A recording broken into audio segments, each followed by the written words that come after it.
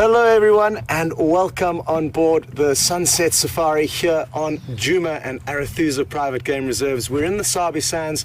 It's an incredible wilderness area that we are so fortunate to be able to traverse on a daily basis and to be able to share sightings with you live. And that's the most wonderful thing about this show, the fact that it's live and interactive. So if you are joining for the first time, very good to have you with us. And let us know that you are watching. It's very easy to do so. You can hashtag Safari Live on Twitter or send an email through to questions@wildearth.tv, and that way we can interact with you. So if it is your first time, like I say, let us know who you are and where you're watching. It'll be great to get some new viewers on board and get involved in sending through questions and comments. My name is Scott, if you haven't met me before, and Andrew is on camera with me this afternoon. Brent and Brian are going to head out on the other vehicle, so you will get to meet them a little bit later. But for now, you're stuck with us, and we are currently in the area where we last saw Shadow, a female leopard, and her one-year-old cub Sindile this morning. We had an incredible sighting of them. We probably followed them for close on 2 hours, but towards the end of the morning drive, they split up. And she headed in one direction, chasing something. We weren't sure exactly what she was hunting, but she was hunting something. And we found some of his tracks now, and they've actually moved quite a way off from where she left him. And he's kind of heading towards the treehouse waterhole, which is over to our right. I was following his tracks just before we went live, but then had to rush back to the vehicle, and I've brought you back into this area with us. So we are hot on the trail of young Sindile, a male leopard, and I've heard some Birchall starlings alarm calling earlier. They could have seen him, and maybe they're going to lead us to him, or possibly some other animals will help us find him by letting off their alarm calls. We've got Nikki directing the show this afternoon, with Jess lending her a hand in the final control room. So they're going to be chopping and changing between Brent and myself, and like I said, you will get to meet Brent a little bit later.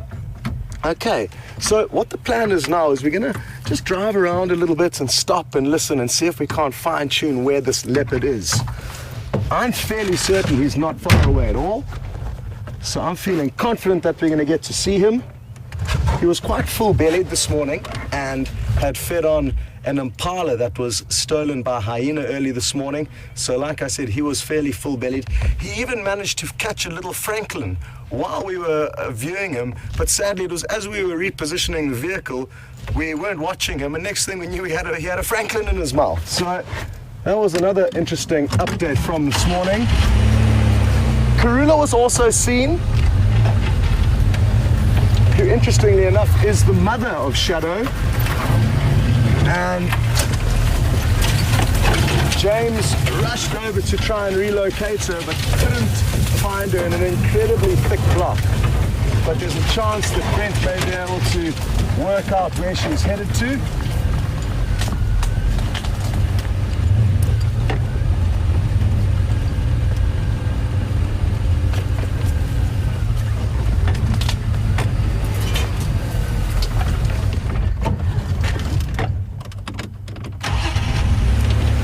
First stall for the afternoon. Hopefully there won't be too many more. I've forgotten how to drive after being on holiday for 2 weeks. But it really is so wonderful to be back. Like I said earlier, we are truly lucky to be able to traverse this wilderness area. We get spoiled with incredible sightings. I look forward to sharing many more of them with you as the months unfold. So I've got a feeling, and it's just a feeling, that he's somewhere in this thick vegetation to our left. It's quite shady in there, and that's where his last tracks were heading down in towards.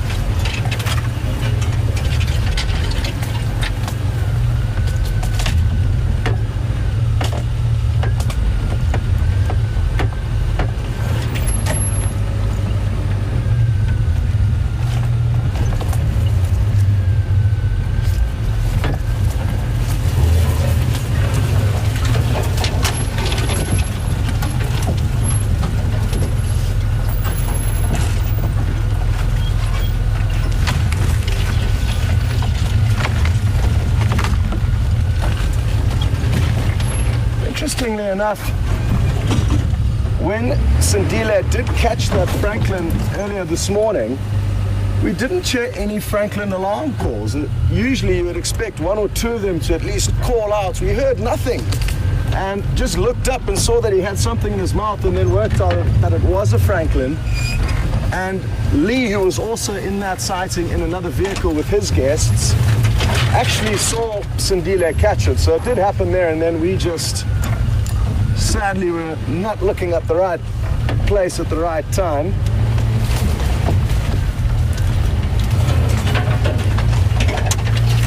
Well, as I'm off-roading, if you are joining for the first time, it's important for you to know that we do our best to only drive over the flexible plants that are also fast growing. Look down there on this little stump, Andrew.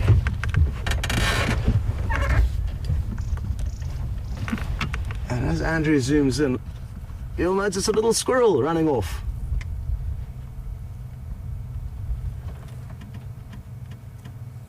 It's called the tree squirrel. They're the only squirrels we get in this area. And they really are cute, and they are also incredibly good leopard spotters. And if the squirrel did spot young Sindile, or any leopard for that matter, it would let off its loud alarm call. So a good sentry to have on our side when looking for leopards.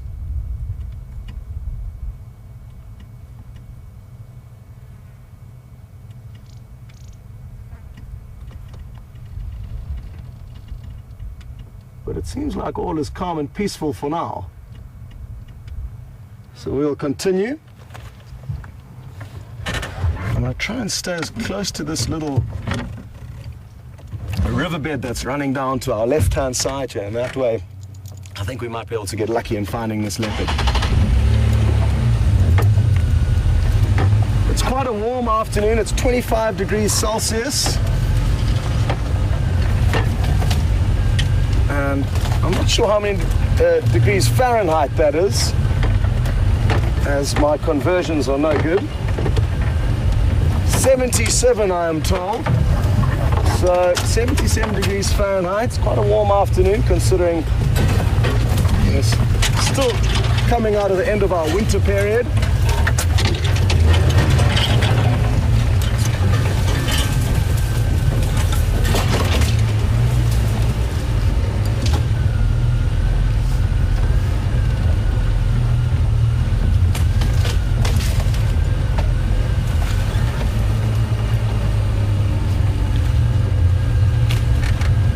To give you an idea of how the temperatures increased from this morning, it was about 16 degrees Celsius when we started up the sunrise safari.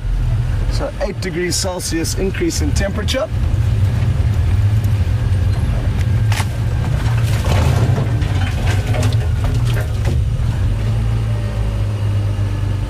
Okay, well, because it's so thick in here, I feel like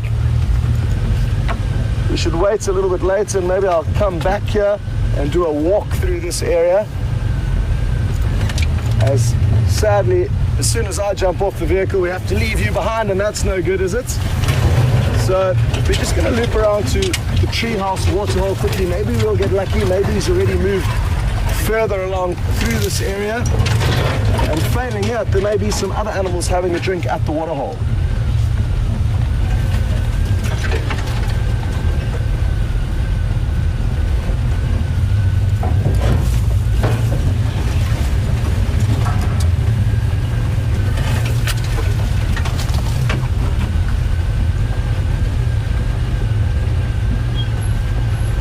Updated you on the leopard movements from this morning, but haven't told you much about the lion yet. And John in California would like to know if there are any updates on the Nkuhuma Pride or on the Birmingham coalition of 5 male lions. And John, I didn't share anything this morning about the Birmingham coalitions being found. And last I heard, they were further north of us in Buffalo's Hook. So no news sadly on them. And I am told that the Nkuhuma Pride was located this morning, I think somewhere on Tortured, which is to the east of us. but sadly an area where we cannot go. And I'm not sure how many of them were seen here. I know there's been a lot of displacements and trouble caused by the Birmingham Coalition of 5 males. And for those of you who don't know what's happened, basically in the 2 weeks that I've been gone, the Birmingham Coalition have come in with quite a force, and they're trying to establish their territory, and in doing so they've killed 1 lioness from the Nkuhuma pride. I guess you could just say got caught in the crossfire of this hyped up, enraged young coalition of males. And they also killed 2 tiny cubs from the Styx pride. And I was mentioning this morning, it's not uncommon for male lions to cause quite a lot of collateral damage to even fully grown lioness and young cubs when they come in and establish their own territory. So it is nature, but it's never easy to see it. We would obviously like to have as many lions as possible and not see any of the cubs or adults being killed. But I fear that it may continue to happen until things simmer down and until they actually effectively control this area, which will take some time.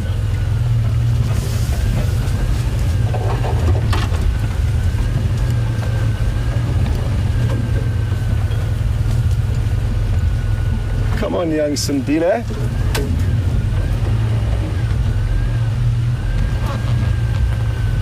What I would love to know is how many times he's seen us either driving past or walking past, and he's just lifted up his head and had a look at us and then gone back to sleep once we've driven past without seeing him.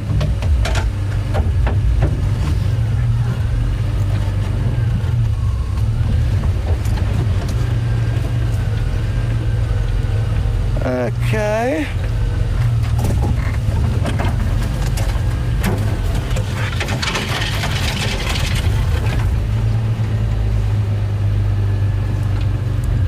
Just check that little pathway that we're going to be turning onto now that you'll see. It was kind of in the general direction that he was coming from, so I was just making sure he didn't continue along this pathway to the water.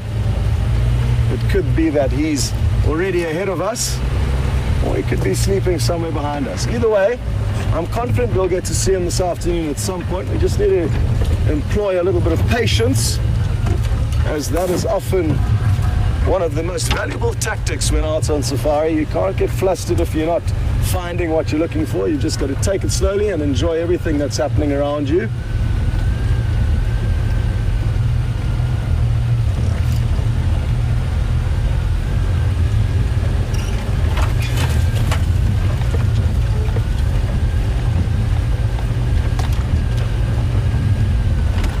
Stop here for a second. There's a few warthog. They're very far away, but I'm worried they'll run off if we get any closer. So I'd rather bank this visual of them for you.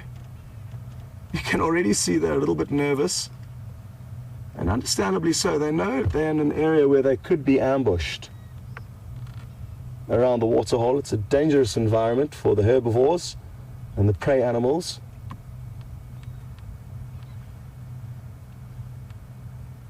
It's a mother and her 2 little piglets on the right that would have been born just under a year ago.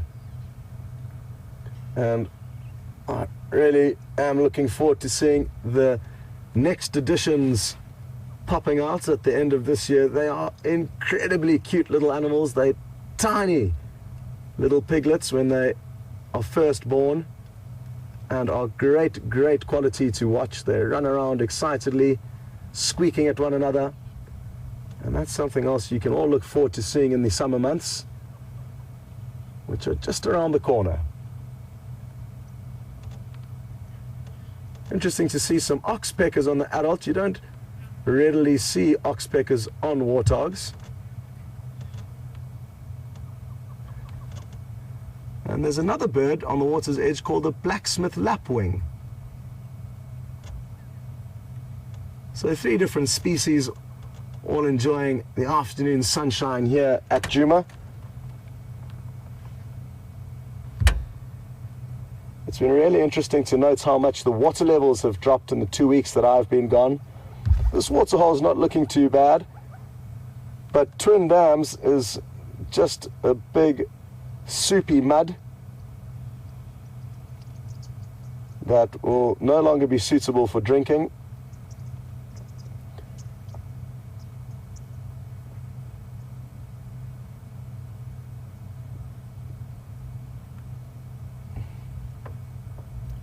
Notice how cautious the mother is. She just walks a few steps, stops, listens, assesses.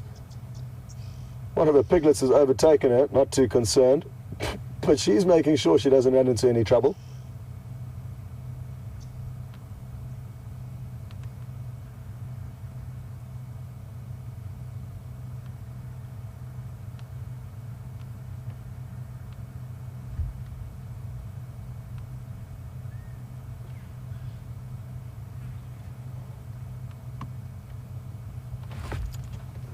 Well, what a beautiful afternoon it is here. If you look up there, you can see some funny wooden structures, and definitely man-made, and that is the remains of the treehouse, after which the waterhole that the warthogs were just drinking at got its name. So this is Treehouse Waterhole, as I've said. And there are the remains. So quite nice to show you that, because a lot of you would have heard the name Treehouse Waterhole many times, but may not have seen the treehouse. Sadly, it's not in working order at the moment, but who knows, maybe it's something we could resurrect. And that's the view you'd usually have looking back into this area from the dam wall up ahead of us.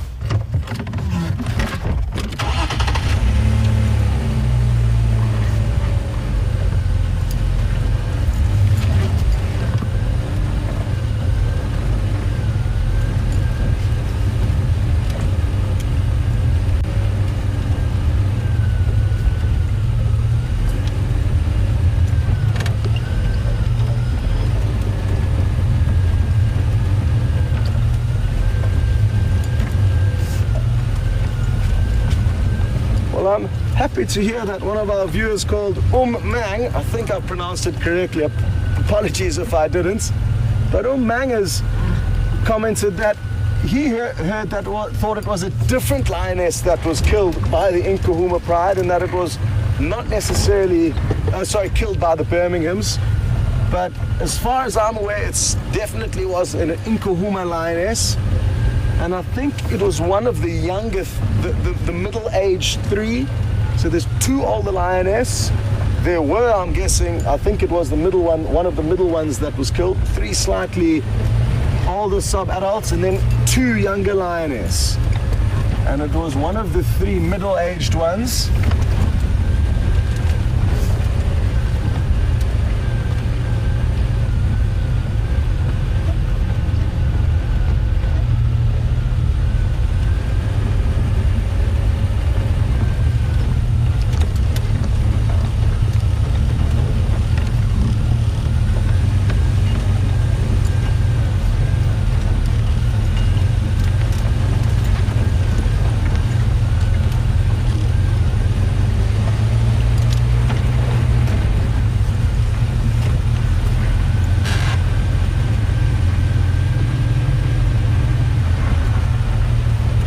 Sighting of the warthogs we had earlier has sparked up a question from Cecilia. Good to have you with us, and thanks for sending your question through.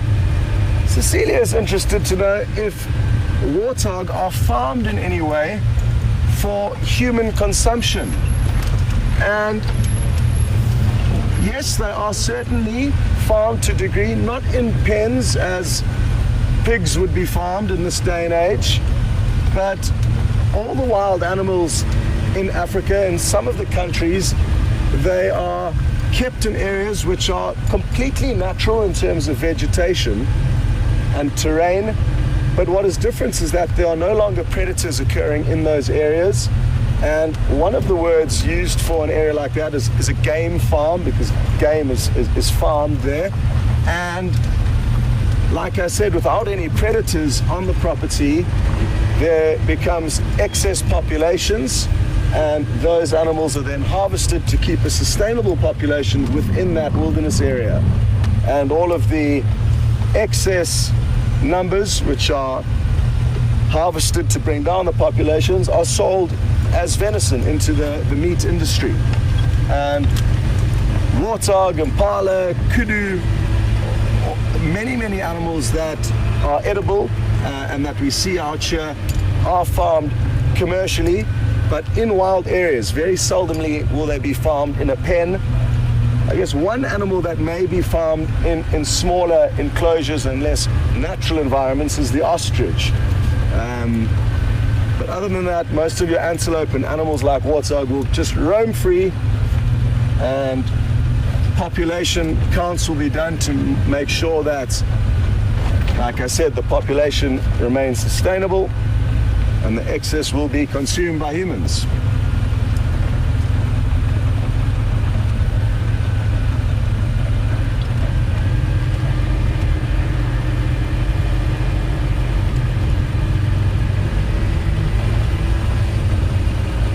Has turned into an absolutely beautiful day. It was completely overcast this morning. Look at the blue sky and a few dotted puffy clouds. All we need is a leopard in a tree now, and that in the background, it would be wonderful. But then again, I guess that would be greedy, because this weather alone is good enough for me.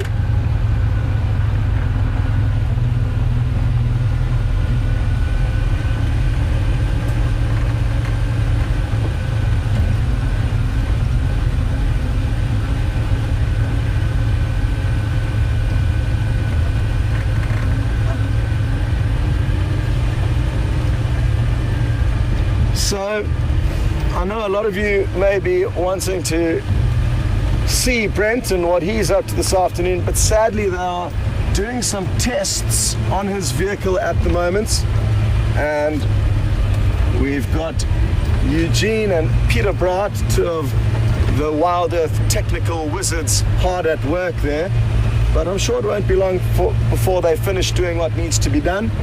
And then Brent will head out and get involved in this afternoon's adventure.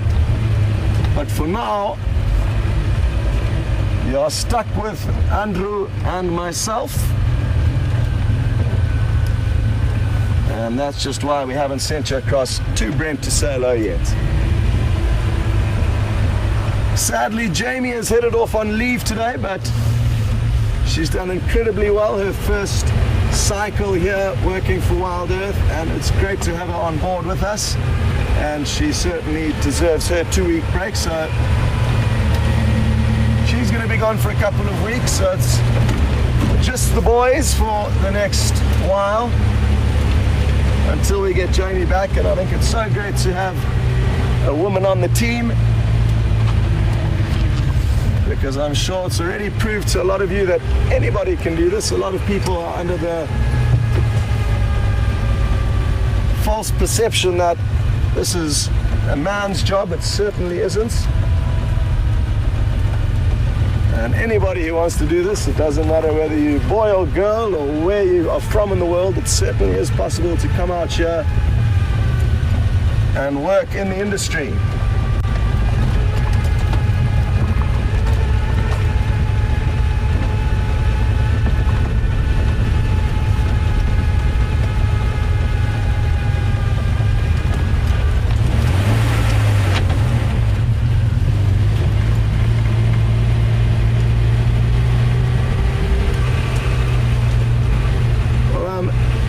Happy to hear that one of our viewers is watching in Ohio, and it's Matty. Good to know you're watching again, and I've missed all you guys in the 2 weeks that I've been away. It's so good to be back, and happy to hear that you're watching.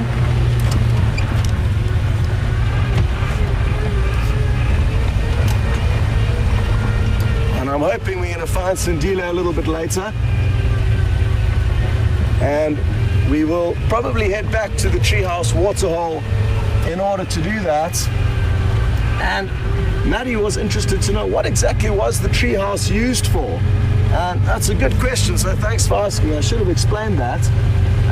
It's not uncommon for people who live out here and have camps in the wilderness to build platforms or tree houses where you can go out and spend the night under the stars with no electricity and no humans around, just you and a friend sleeping out in a tree house. The nice thing about being close to a waterhole is that hopefully some animals will come and drink during the night, and it's just a nice place to look out onto. So I'm fairly certain that's what it would have been used for.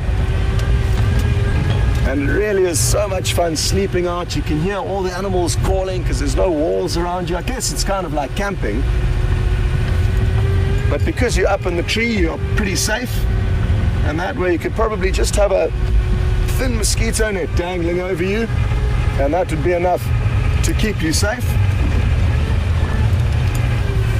And also just during the hot summer days, it's nice to be able to go up and sit in a shady tree and just watch the animals that come and drink.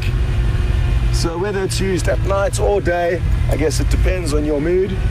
But that is, I'm guessing, what it would have been used for. But it hasn't been working since we got here, so sadly we never got to see it when it was fully functional.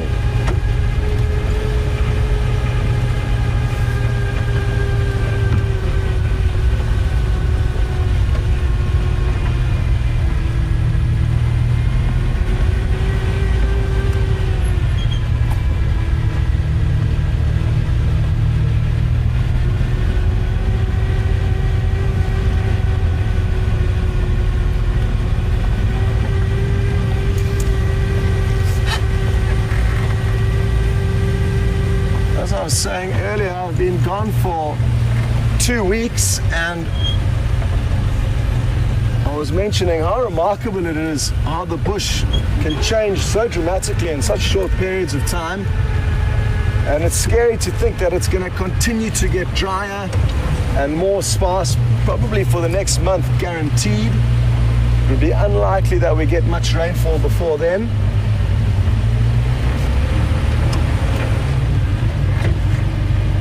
And one thing that I also mentioned has changed is the amount of water in twin dams, and we're just about to approach there. And if some of you haven't been watching for a little while, you'll be shocked to see the level of the water, because there's basically none remaining. I think all of the catfish have already been plucked out of the water. Well, some of them may have been clever enough to burrow down into the mud, where they'll lie dormant waiting for the next rains. An incredible adaptation of catfish that allows them to breathe in oxygen through tiny little holes in the sand. And they've got a very thick layer of mucus which surrounds their body, so they keep moist and can remain like that for several months, hoping and waiting for the next rains.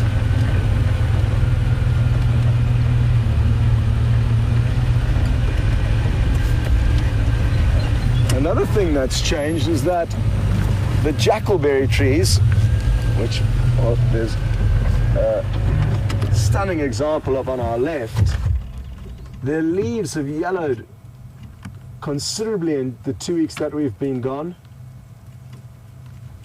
When I left, they were almost all still dark green, and you can even see a lot of these yellow leaves falling down as we speak.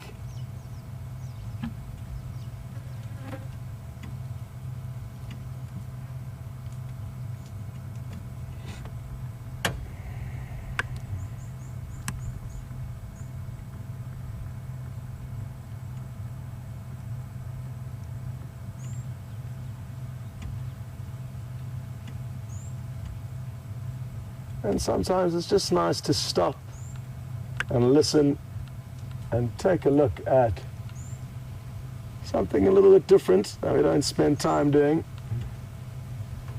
And who knows what you might spot lying on one of these nice comfortable branches. Imagine if Andrew's frame all of a sudden popped onto a leopard. Wouldn't that be a pleasant surprise?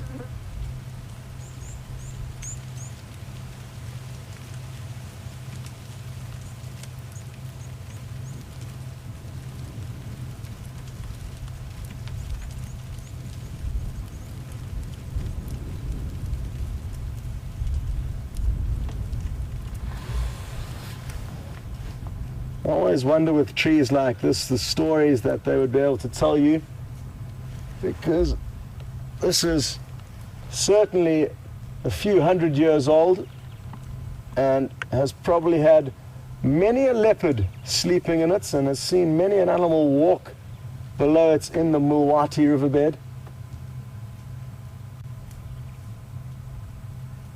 I've yet to actually see a leopard in this specific one. The next one down, in the opposite direction to where Andrew's going, but he's just showing you the Mulwati riverbed there. Sorry. No worries. And the next big jackalberry down over there is where some of you may remember seeing Mvula, a male leopard, and Kwatile, a female leopard, seek refuge when they were chased by two Styx lioness after they were interrupted whilst having a romantic evening here at the waterhole. They were mating and were rudely interrupted by the Styx lioness, so they were fortunate that that big tree was there that provided a safe refuge for them to scramble up and get out of the danger zone. That was a very exciting drive and a unique drive because Brent and I actually co-presented that. One of the vehicles had a problem, I can't remember what it was, so there was only one vehicle and it was a Sunday night, so we were supposed to be doing a fireside chat. But because Brent had spent so much time hoping to try and find Mvula and Kwatile, guys knew that they were in the area, we could hear them mating, see their tracks, but just couldn't manage to find them, that eventually when they were found that afternoon, Brent and I decided to join forces and cancel the fireside chats and come and take you on a joint safari. And this scenario lended itself magnificently to it. The leopards were sleeping right up here on this horizontal branch that you can see here, both Mvula and Kwatile, at some point in the evening. Quite a thin branch, but it was suitable enough for him because there was two angry lioness below him.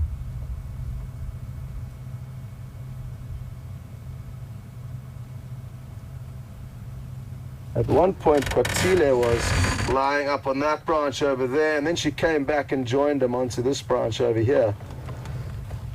She was trying to seduce him in the tree.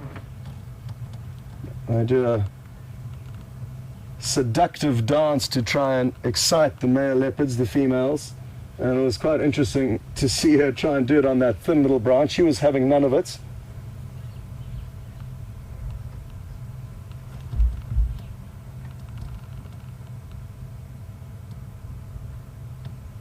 Beautiful.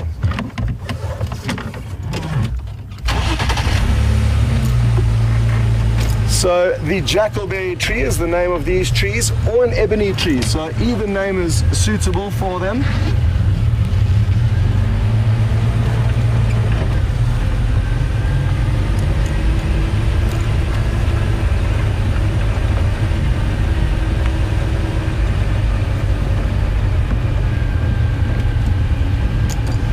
I'd like to show you the tiny little puddle, which is Twin Dams. And 2 weeks ago, this little puddle was alive with catfish. I think a lot of them were probably eaten. There was a fish eagle that we saw every evening sitting here. Sadly, we didn't get to see it catch one, but I heard that somebody did manage to see it feeding on a catfish, but not actually catching it. Apparently it was a monster catfish.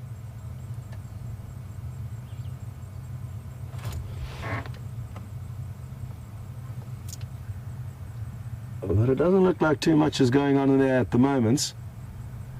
And I think all that that is now good for is a mud bath.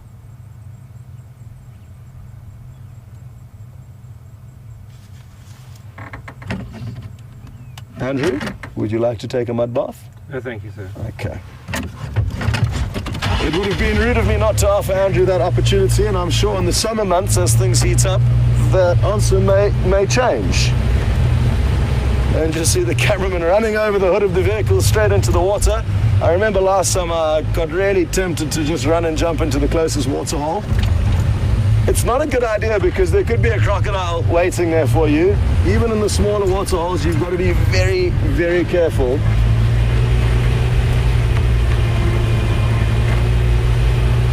So be warned, as hot as the summer may be in Africa, think twice about jumping into a water hole.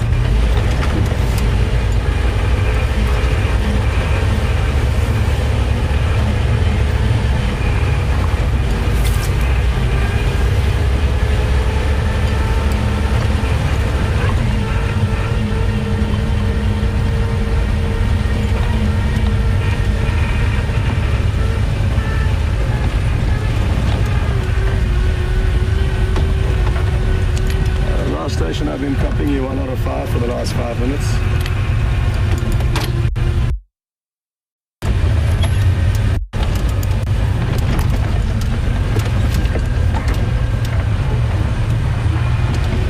So this is our southern boundary, and we're going to take it in a westerly direction back towards the area of Shadow and Sindile, in the hope that something may have changed there.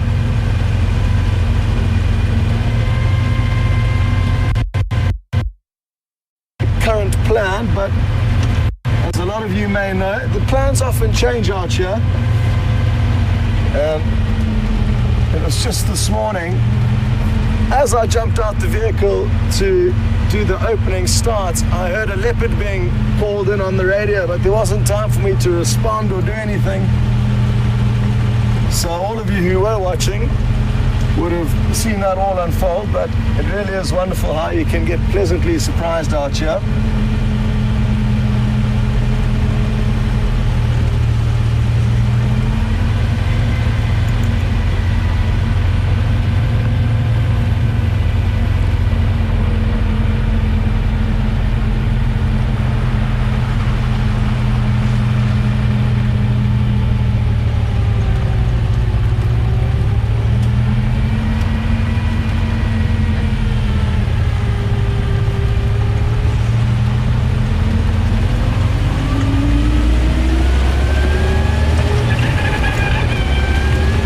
Speed it up a little bit because there's another car approaching us, and I want to just turn onto this next road before it does get to us to avoid getting clouded in dust. So that is why I'm picking up the speed. And we've just got a comment through from Mauricia. Good to have you with us. And bless you, Andrew. Bless you again. Another one? Oh, no, that's it. We've lost the animal now. There was a steenbuck that darted off. Oh, well done, Andrew. So Andrew's back on it. It's a male steenbuck, fully grown, but only about knee-high. A very small little antelope that you would have seen darting across the road as Andrew was attacked by a fit of sneezes, but he seems to have recovered now, and the steenbuck seems to have disappeared. But Mauricia, good to have you with us, and Mauricia's commented that, isn't it incredible that in just a few months' time we would have been here for a full year? And you're completely right, Mauricia, it is. It's absolutely awesome, especially considering that it was only supposed to be a 3-month project for November, December, and January, and now it looks like it could continue for the indefinite future. So really exciting stuff, and so happy that more people are learning about the concept and the product, and the more people that join in, like I've said before, the more fun it is for everyone, and the more people that join in, the more places we can go to. So that's another exciting prospect. As much as I love the Sabi Sands, and it really is an incredible wilderness area, it's important to realize that there are a huge amounts of other great wilderness areas in Africa and even around the world, not just in Africa. So with a little bit of luck and some time, who knows where we may be filming in the future and what wild and weird animals we'll be sharing with you. So that's what I'm hoping for.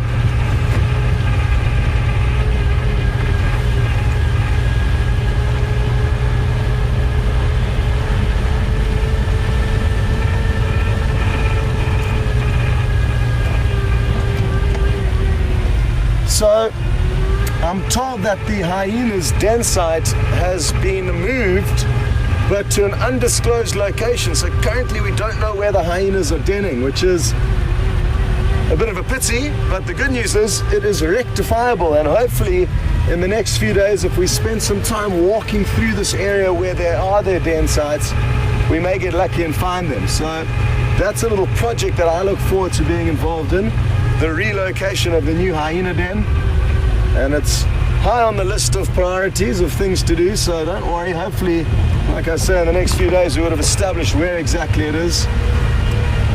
I'm not sure how long ago they moved exactly, but I think it was fairly recently, well, definitely in the last 2 weeks.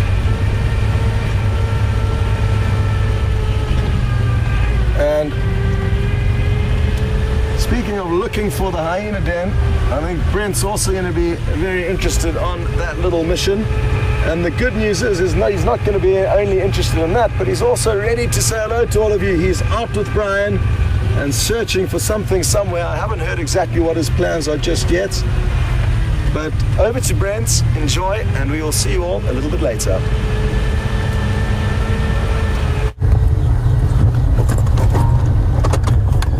Good afternoon and welcome on the Sunset Safari. My name's Brent and I've got Brian on camera with me today, and I'm sure Scott's taking care of the rest of the introductions. So we're on a live African safari, also an interactive African safari, so you're able to ask us questions about what we're seeing in the bush. And you can do that by emailing us on questions@wildearth.tv, or you can use the hashtag Safari Live if you're on Twitter. So I know Karula was seen very briefly this morning in this area, so I've come back to this area to look for tracks. So we're looking for the Queen of Djuma, the old dominant female leopard from this area, and hopefully we get some luck around here. We're very close to the camps, so we're going to go have a look and see what we can find.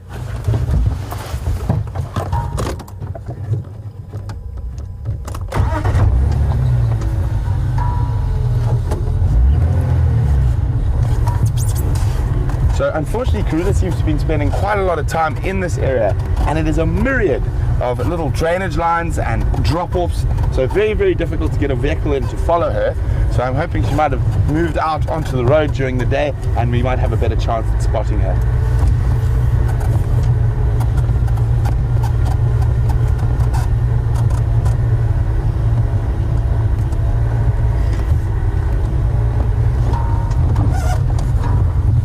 So James is on the tracking team. He's just given me a call on the radio. Oh, Scott's answered him first.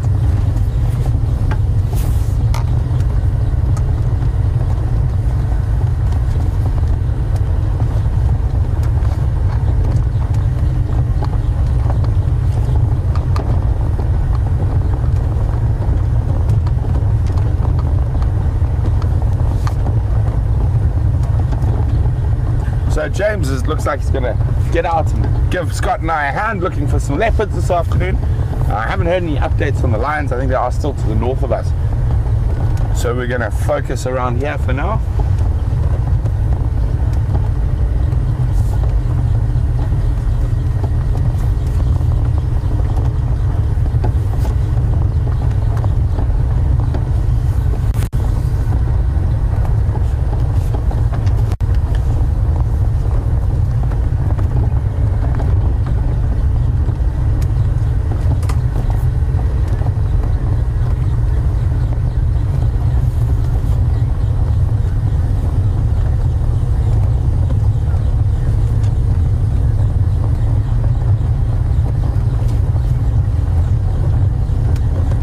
My goodness, this is what you call a whack of buffalo bulls.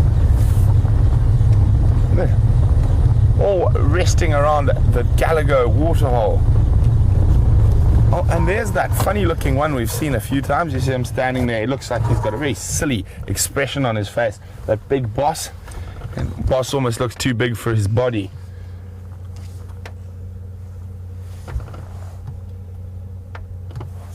He's slightly turned his head. There he is, and turn it back towards us now.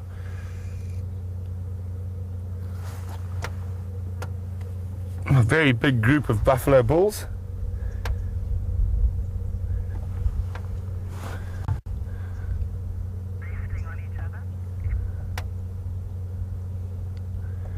all ruminating, chewing the cud. So they would have been grazing earlier in the day, and now they're around the waterhole and chewing the cud, ruminating, bringing that food up from their stomachs, and getting the most out of the nutrients from it. And in the dry season, these buffalo bulls are at a little bit more risk to lions, and they lose a little bit of condition, having to travel a bit further between food and water. And the food they're getting isn't as nutrient rich as it is in the summer months. So you do tend to see and find lions and buffalo kills more often in the dry season than in the wet season.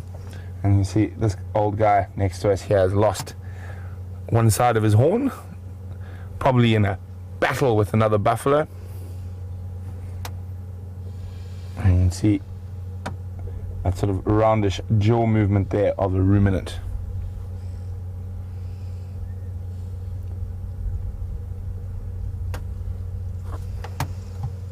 And as always, when we're with the buffalo bulls, we get attacked by flies. So I was hoping maybe Karula had come down to this area for a drink, but with this mob of buffalo here, I doubt she would have, and she might have utilized somewhere else for a drink. So let's see if we can try count them. So we've got 1, 2 over there, 3. We come across 4, 5, 6, 7, 8, 9, 10, 11, 12, 13, 14, 15, 16, 17, 18, 19, 20, 21, 22, 23, 24, 25, 26, 27, 28, 29, 30, and I've probably missed a few. Probably between 30 and 35. The biggest group of buffalo bulls I've seen since I've been here on Jumo was at Buffalo's Hook Waterhole, and we saw, I think it was 42. So I don't think there are as many this time, but quite close. It's a whole group of oxpeckers. You can hear bzz, bzz, bzzing away, feeding off all the ectoparasites on these buffalo.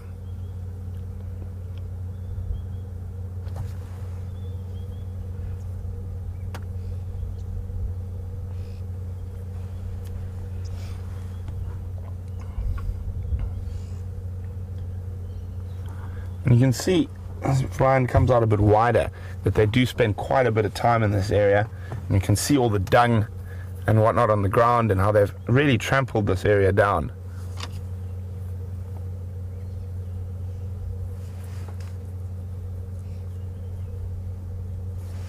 So, I don't think Karula's come this way, so we're going to go check down through to the drainage line and across onto Mvubu Road and head a little bit north. Maybe we'll get some tracks in that area.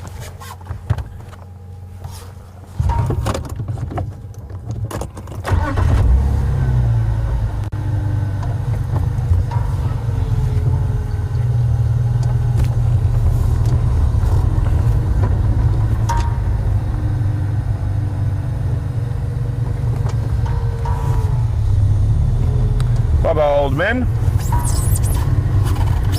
Watch out for the lions.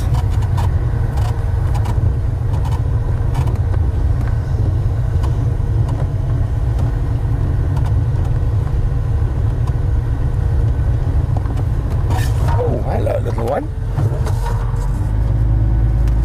One of my favorite antelopes. Little female bushbuck there. I wonder where mom is. It's a youngster. And they love these thick little areas around the drainage lines. Provides them cover. And you see as they walk very cautiously. Almost look like they're walking on eggshells, and very cautious, and they listen constantly to see if there are any predators around.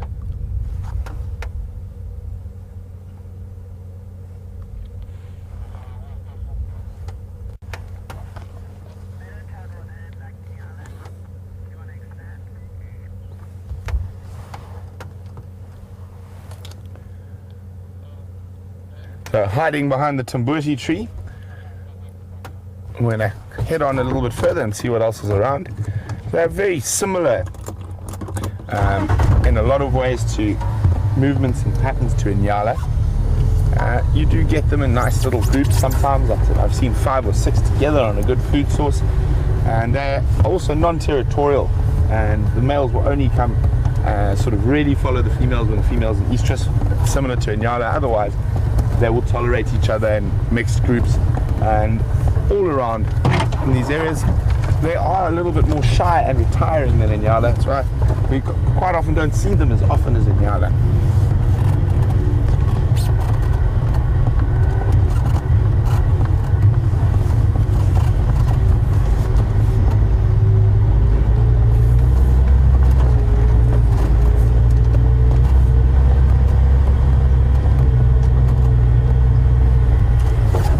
Have a quick look on this path here. This is a very firm favorite of Madame Karula to use. I've tracked her down this big game path quite a few times.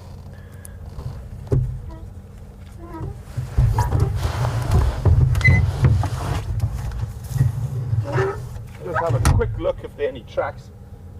Nice and dry and dusty and sandy, so you can see the tracks pretty quickly.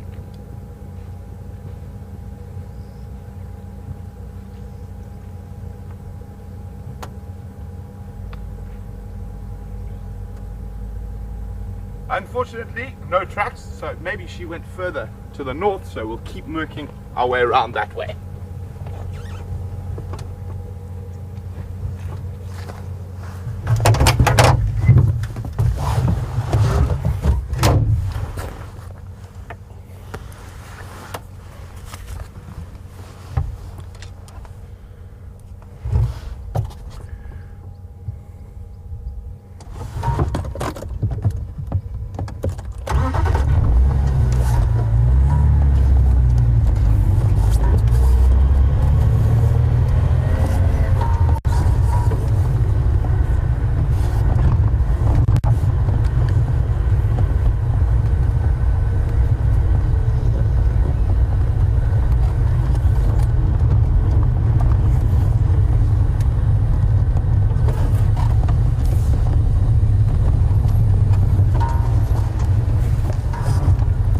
We leave that nice big group of buffalo bulls, and we saw that one with a very distinct broken horn. Jerry from Maryland, welcome on the Sunset Safari. Jerry is wondering, would that hurt when it breaks? Well, Jerry, fortunately, it's pretty much, if it broke there below the growing points, be like cutting your fingernails. So it wouldn't hurt, but if it did break a bit lower, it would be incredibly painful. As in ripping off your fingernail type painful, but probably on a bit of a larger scale, being such a big horn.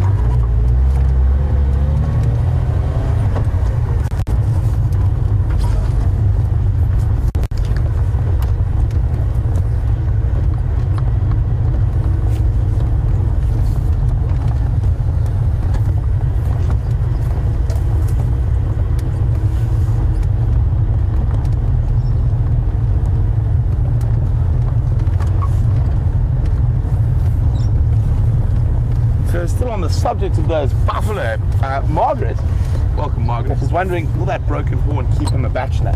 Well, Margaret, interesting enough, what we saw there was a big bachelor herd. There were no girls in that herd. Those are all the retired gentlemen past their prime. They can't compete with the younger bulls in the big breeding herds for mating rights, so they move off and stay away from the big herds in drainage lines and around water holes, and they're sort of retired, sort of a gentleman's club. They hang around the water holes and things like that and stay away from the breeding herds. So it would possibly make it, if he was a younger bull, far more difficult for him to attract females, or not so much attract, but fight the other males for females. So definitely it could keep him quite bachelorish, but I'm pretty sure that's probably happened later in his life, just looking at it. And I know with Scott some time ago, you guys did see a buffalo that broke its horn lower down closer to the growing points, and there was a lot of blood, and that would have been incredibly painful.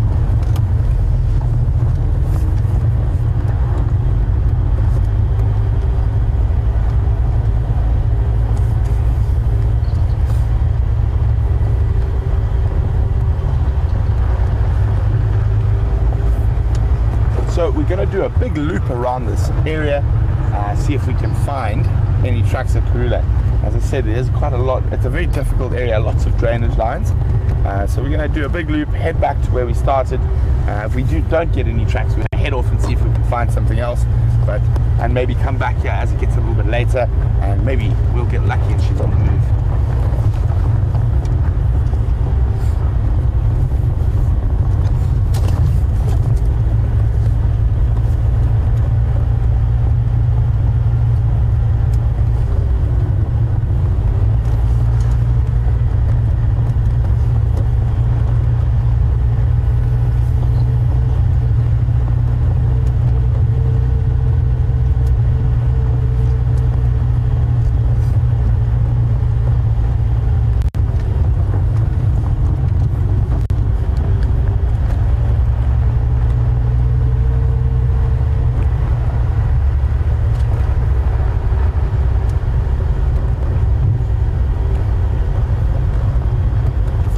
So I just got back from leave, so I'm still catching up with all the news about what's happening in the bush. And Hunts, welcome Hunts from Holland, and Jeannie from New Hampshire. Welcome Jeannie. I'm wondering if there's been any news on the junior from the Nkahuma Pride and where he is and how he's doing. To be honest, I haven't heard anything yet, but I will keep my ears open on the radio to see if there is any update about the Nkahumas and junior for you guys.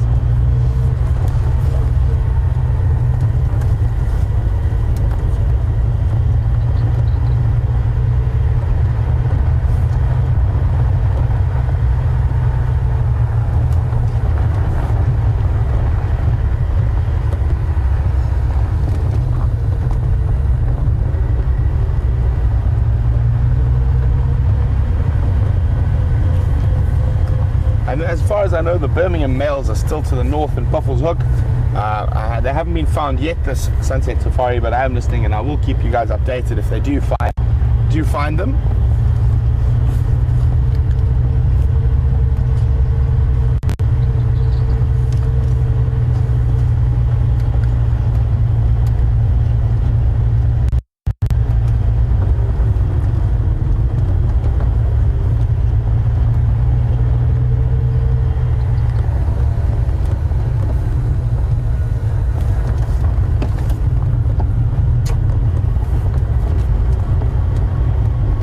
So we do pass game drives quite often while we're on safari, and we often share sightings with them. And Lael from Washington State is wondering, well, when you come on a trip here, do you have to take a guide, or are you able to drive yourself around this park?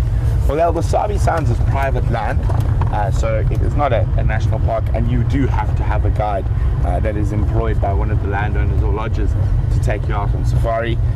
There are places in South Africa like the Kruger National Park, which is a public national park, where you are able to drive yourself around, but there you are not allowed to off-road like we do, so you can't follow animals into the bush. You have to stay on the main tourist roads. So there are places where you are able to, but here in the Sabi Sounds you have to have a guide with you.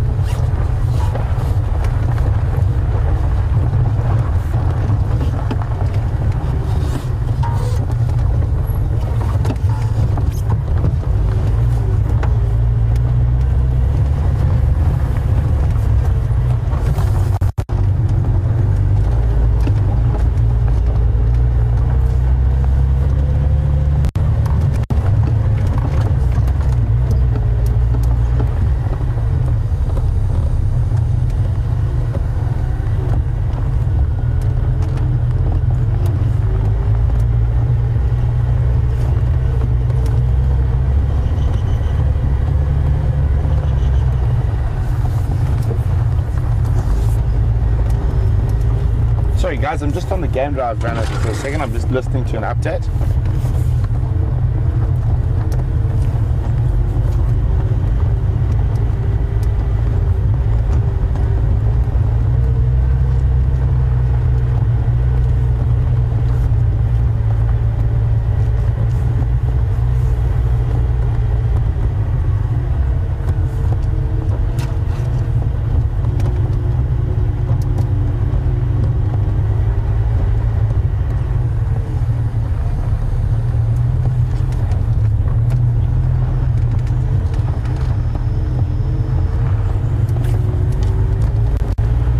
Guys, so that I'm just listening to the game drive vehicles on the other side.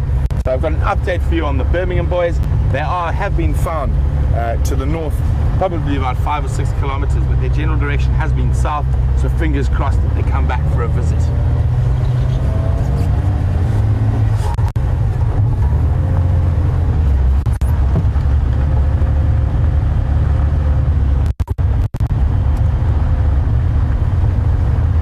We're going to keep checking in this area for Karula. We're going to cross across to Scotty, who's with one of our taller friends out here at Juma Private Game Reserve, and we'll be back with you a little later.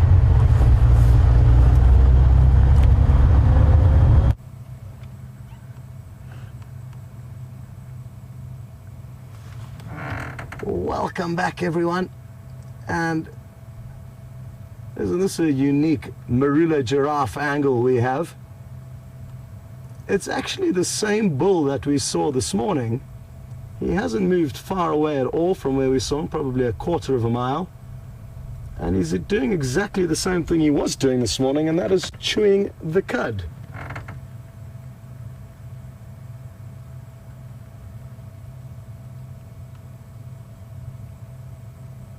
He's just swallowed one bolus. Now watch closely, you'll see the next one coming back up his throat into his mouth. Should be on the way.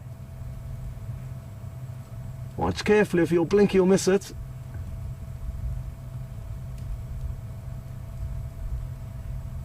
Come on, buddy. I think he's trying to prove me wrong here. This is proving to be a little bit embarrassing, but he does have to continue. Maybe he hadn't swallowed that bolus yet. And now he's trying to blend in with this marula tree.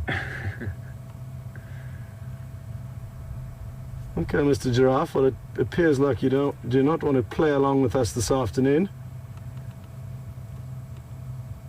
But he is very relaxed, so I'm sure we will get some better views of him. At the moment, he's making Andrew's life a little bit difficult on camera. But that is one of the realities about being on a live safari. We don't have the privilege of being able to edit and fine-tune the perfect shots, and you're seeing it just as it is out here, which is wonderful.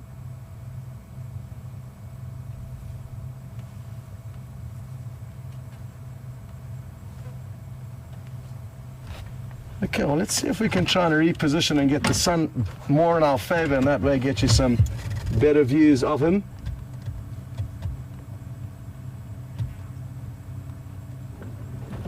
Happy to hear that Brent's out searching for any sign of Karula.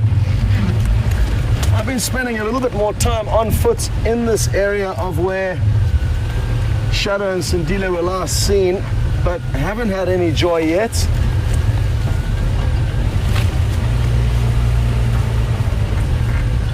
It really is so exciting and wonderful to be back out on foot exploring this area. It's an incredible adrenaline rush when you do step out of the vehicle. It's a very different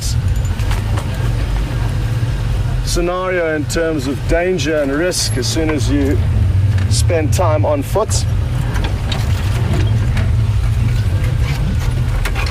Watch your heads, everyone.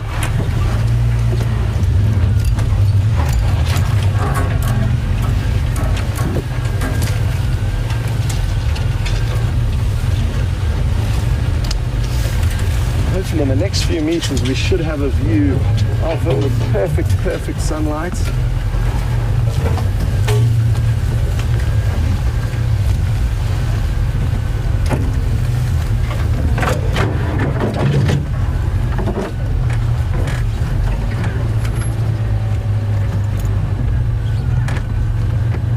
There we go.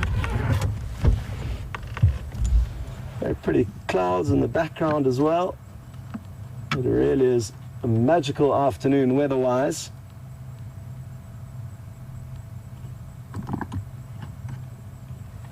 He's got an extremely bumped and battered head, as you'll begin to see as Andrew zooms in. Hello, old boy.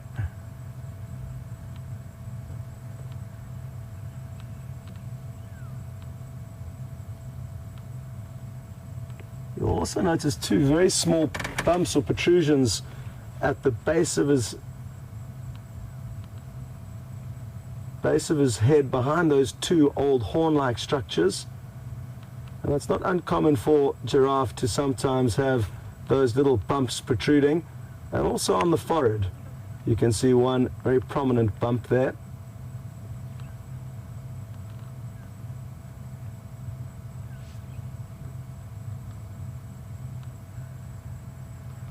I wonder what he's looking at over there. He doesn't seem like he's spotted anything. His body language doesn't seem too tense, but something appears to have got his attention. And as you can see, it's very thick out there. And without the elevation that he has, it could be anything that he's looking at. It's really wonderful watching their body language when they have seen something like lion or leopard or cheetah. Leopard and cheetah are interesting because they can walk past giraffe only a few meters away. The giraffe know that they're safe, and the leopard knows that there's no chance of a meal, so they kind of just look at one another, and you can be really surprised at the proximity that cheetah and leopard do move past giraffe. The giraffe obviously keep a very beady eye on them, so if you ever see one, or ideally a herd of giraffe, all looking down into the same spot, it's worth rushing over there to see what they've seen.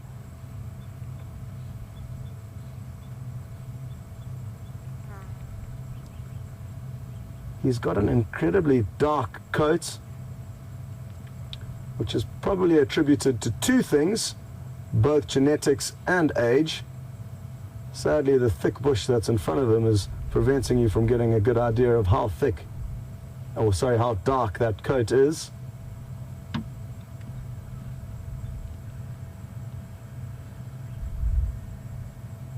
Little tail blowing gently in the wind. I guess it's not really a little tail as far as tails go out here. It's one of the larger tails. There we go, on cue.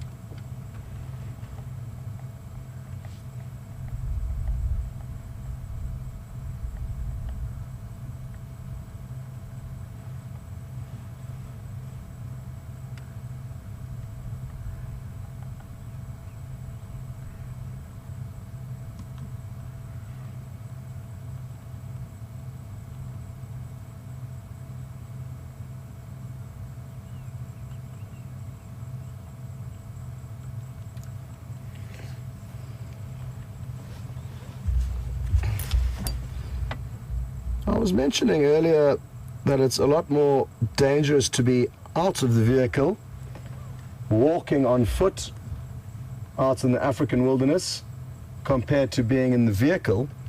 And Whiskey Bravo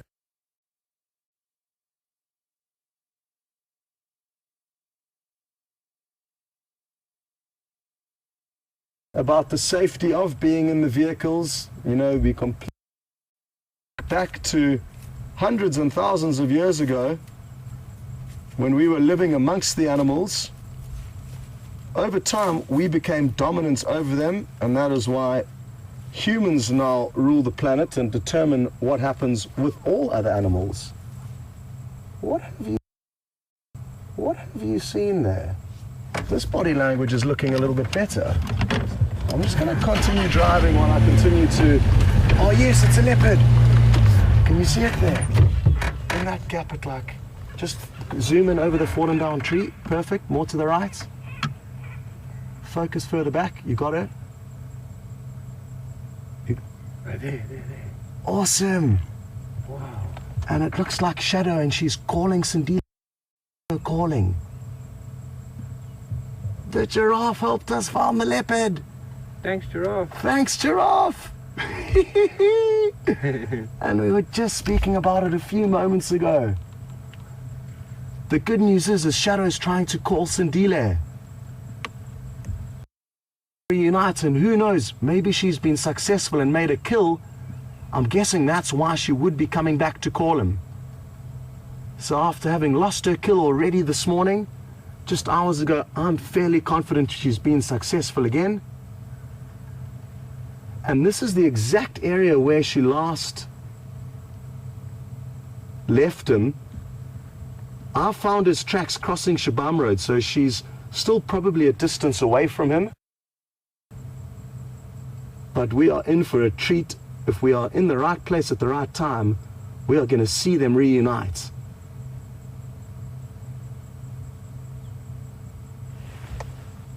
What are you looking at there? She's looking directly at us, or possibly behind us. Hear her calls. I saw her calling, but his hearing will be far better than mine, and possibly he has heard and is already returning. Oh, I'm just going to creep forward quickly, Andrew, sorry.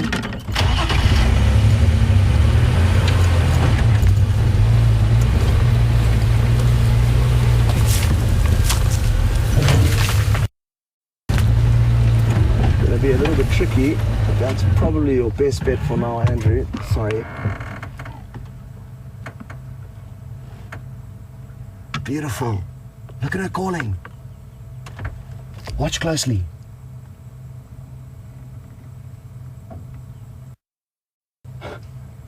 What a bonus. There we go.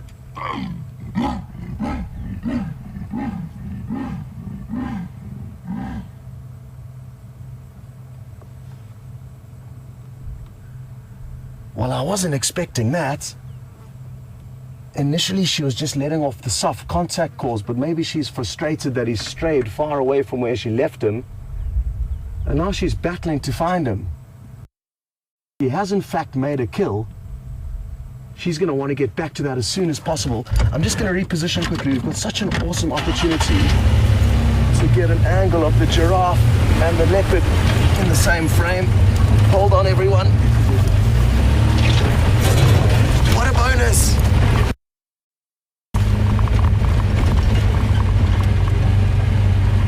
Oh, this is going to be beautiful. Get ready with your screenshots.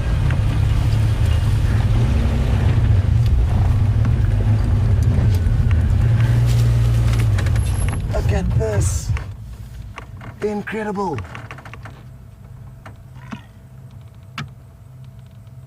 No ways. Not easy for Andrew to frame it because the giraffe's so long. It is awesome.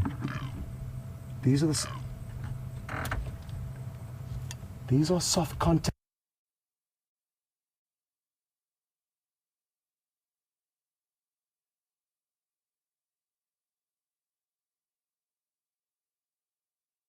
That calls now that she's letting off, trying to call Sindile.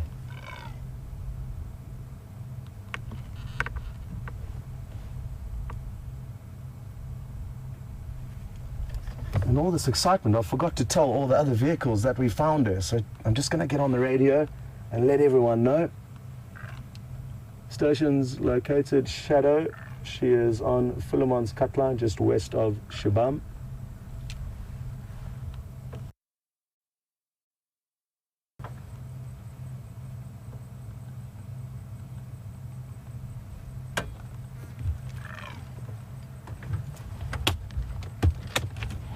Perfect afternoon sunlight. Just gonna get my camera out quickly. That's been gathering dust since I've been on leave.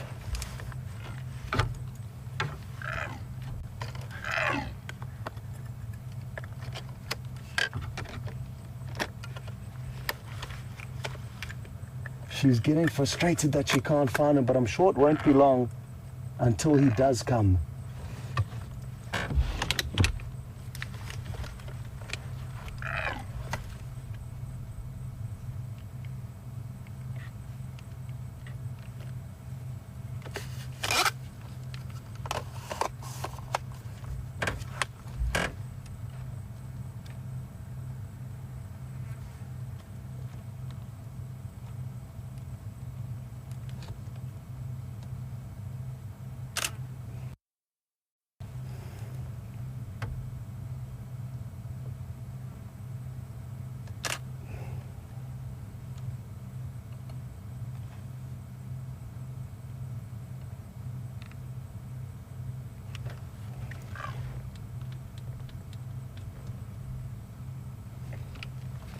And I just got a funny comment through from John.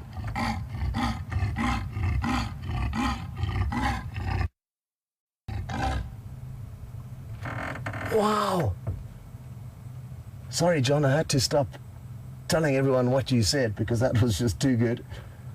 But John just mentioned that the giraffe is part of the spotting team, and it certainly is. Look at him still sitting there just a few meters away, completely unperturbed. But how incredible was that vocalization, so loud, straight towards us.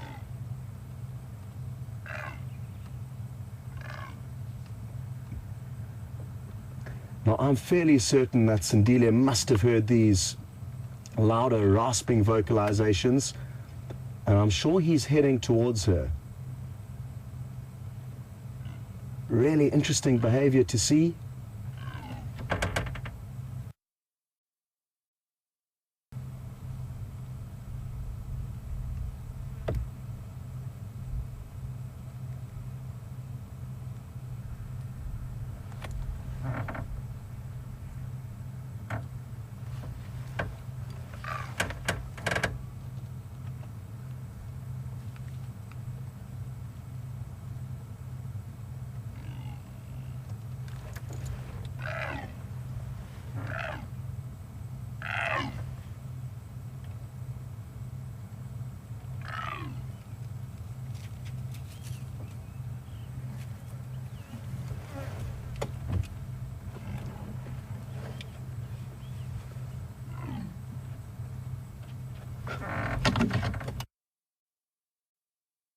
Tweets and emails coming through from all of you mentioning how much you're enjoying this special sighting and how bizarre it is that the giraffe is completely unperturbed just meters away. But like I said, the giraffe knows that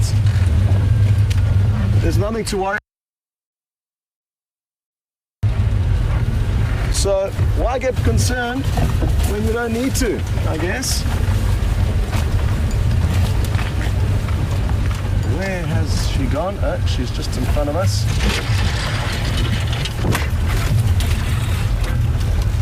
Well, Sindile is going to be in his mother's bad books. I think we should just say thank you and goodbye to the giraffe. Thank you very much for your assistance this afternoon. I really wasn't expecting too much from you, as you are in a very relaxed mood, but you did an incredible job in helping us find this leopard on cue after just chatting about it. So, sure. Now, while we're saying thank you to the giraffe, Shadow is continuing to try and contact her cub Sindile. I wonder if she has managed to make a call. Shadow is continuing to try and contact her cub Sindile. I wonder if she has managed to make a call. I'm almost certain she has. The intensity of her calling means she wants to get back there, and she almost looks frustrated because she's not where she left him.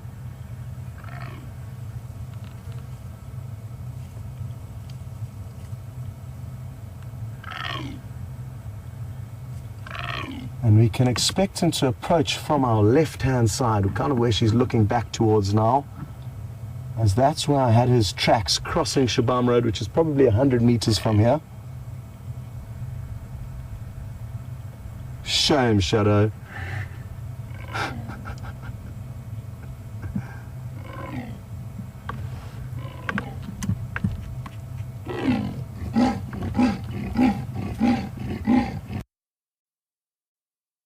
Shame, Shadow.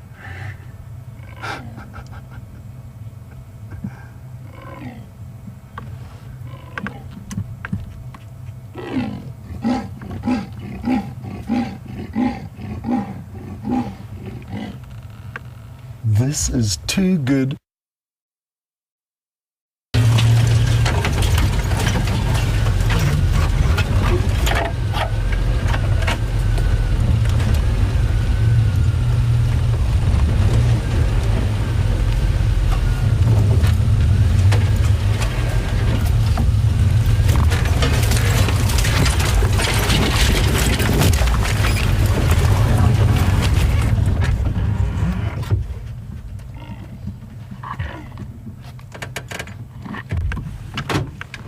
just got Aubrey trying to contact me on the radio for a minute, so I'll be chatting to him for a minute. Go ahead, Orbs.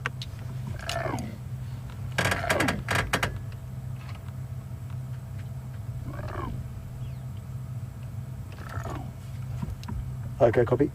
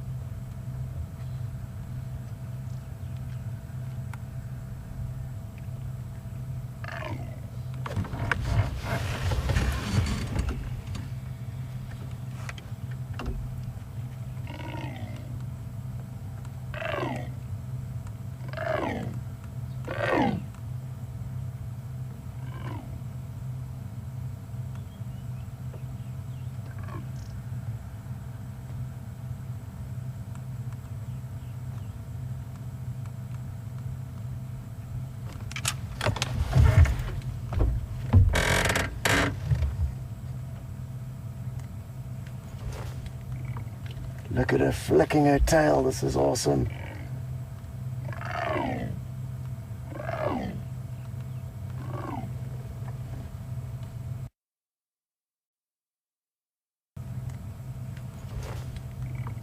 Look at her flicking her tail. This is awesome.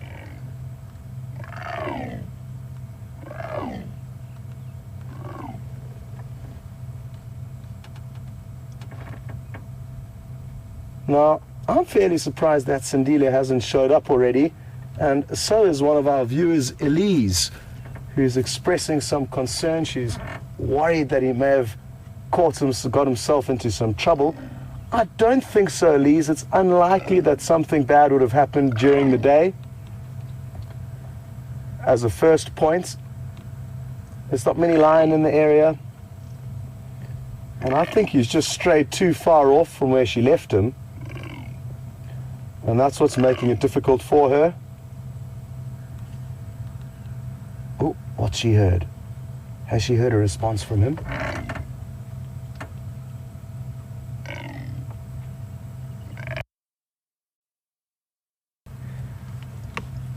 As I was saying though, it's unlikely that she will go to him. She will wait for him to come to her. And who knows, possibly she's even heard him respond now, knows that he's close enough, and now she wants to move back to the area where she's made the kill. That's why I'm just keeping on looking off to the left where I'm expecting him to come from.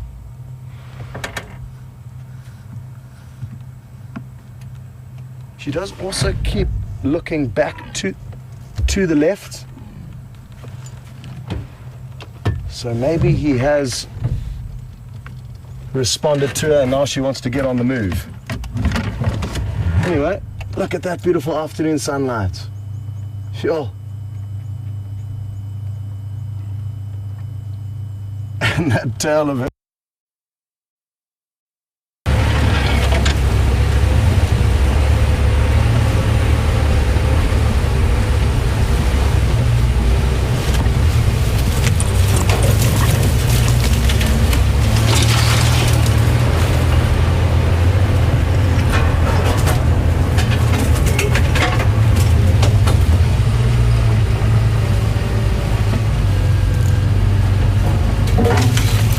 Everyone, we've got some great news. We've got another new viewer who's just sent through her first question, so welcome on board, Fran, and so happy to hear that you discovered Safari Live this morning. And like I say, isn't it great that we can chat and have conversations and answer your questions? Fran's interested to know that her thoughts were that giraffes and cats usually don't get along. And you're right, I guess they don't, but because these cats are so small, like I said, the giraffe and have conversations and answer your questions. Fran's interested to know that her thoughts were that giraffes and cats usually don't get along. And you're right, I guess they don't, but because these cats are so small, like I said, the giraffe has nothing to worry about.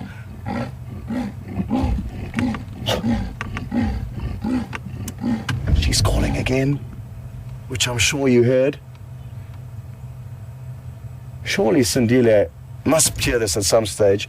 Anyway, Fran, as I was saying, there is a chance that large male leopards will kill baby giraffes. I've heard of that happening, but I guess a mother giraffe will act very differently if and when she does have a young calf around, and if and when a big male leopard comes along.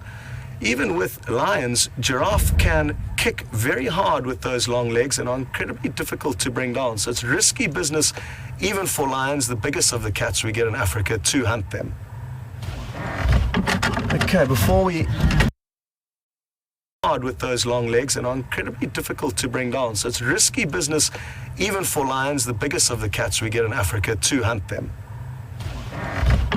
Okay, before we lose Shadow, I must continue on her trail, but thanks so much for letting us know that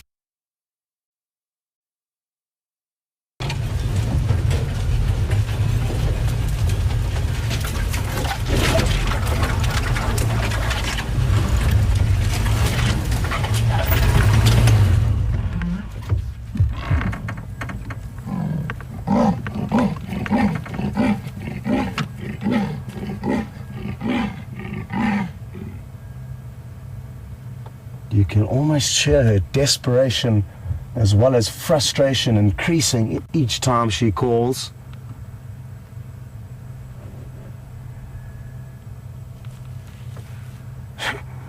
And now she just flopped over, almost giving up.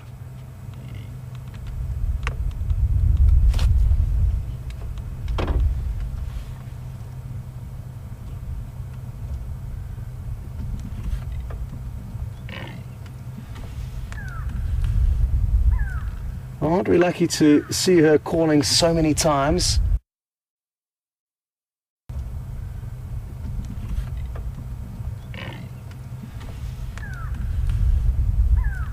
Aren't we lucky to see her calling so many times? I wonder if the go-away birds that I've just heard calling behind us, quack, quack, haven't spotted Sindile on his way here. That's a possibility.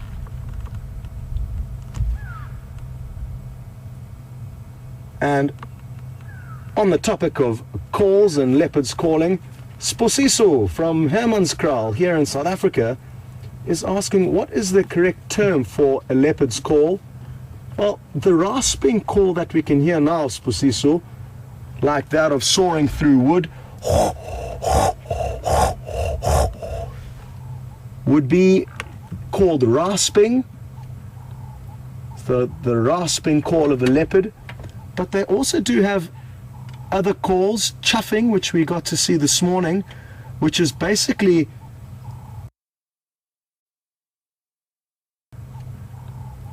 the rasping call of a leopard. But they also do have other calls, chuffing, which we got to see this morning, which is basically exhaling through her nose and mouth at an name of Sposiso. So certainly 3 different calls that they will let out. The kind of growling wow, wow, that she was doing earlier before she increased the volume.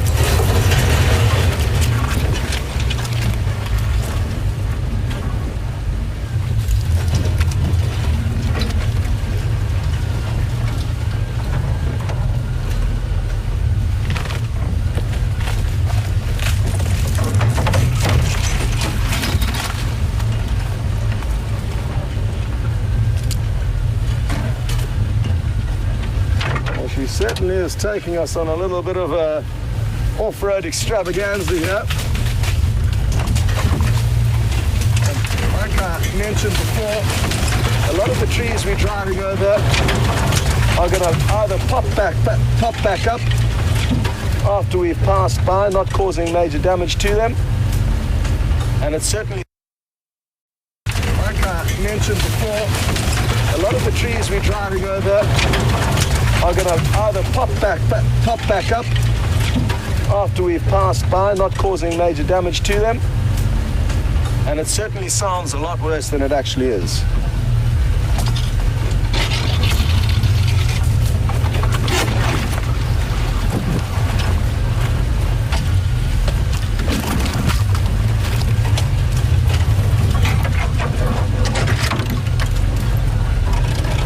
think I may have heard a response from him. I could be dreaming, but I thought I just heard a call further off.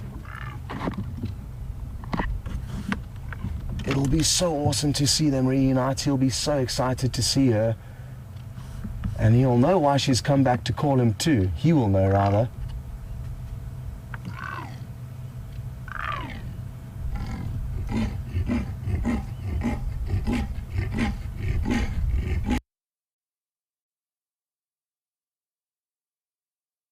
It's not something we get to see often. So Fran, our new viewer from this morning, I hope you're enjoying this, and it's important that you know that not every drive or not every time you see leopards do you see them acting like we're seeing now. This is a very unique and special sighting, and the fact that these are naturally such shy and elusive animals that we are allowed into their lives to see how they act in scenarios like this, we are so lucky. You get many parts in Africa where leopards are high in numbers, but because they are not habituated and used to vehicles and realize that we as humans do not actually pose a threat to them, or right in the road, it's just off to the right. We're going to try and get a view of it now.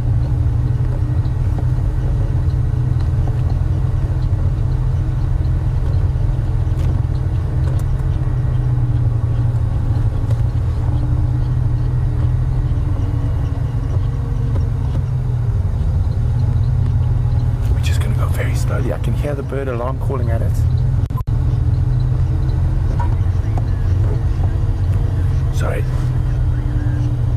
Sorry about crashing away from Shadow like that, but we don't see serval very often. I think only twice on live drives have they ever been seen.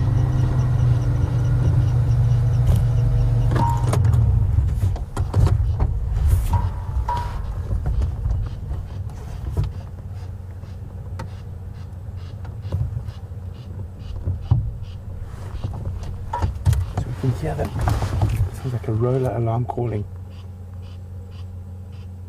The last time Brian and I saw a serval, it was a young one. This was an adult. I don't think it's moved too far. I think it's just stopped. And lying down there. I'm going to go back a little bit again.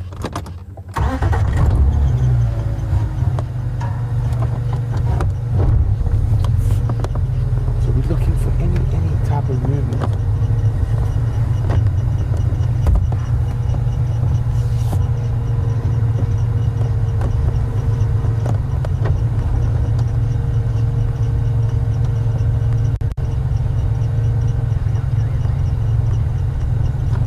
I don't want to drive off after it just yet in case it runs, but we're just going to stop and look and listen for a second or two. But really exciting. I don't think it's gone very far either. I think it's right here, just keeping still so we can't see it.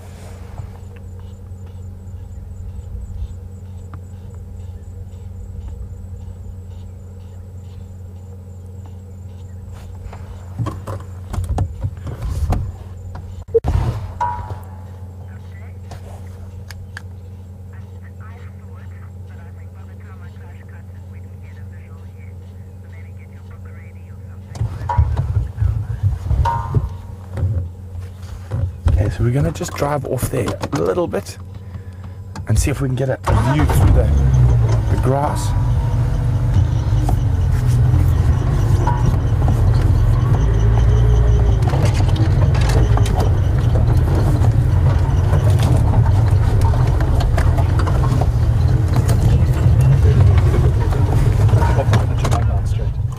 Okay, Brian spotted it. Can we see it from here, Brian, or don't you move?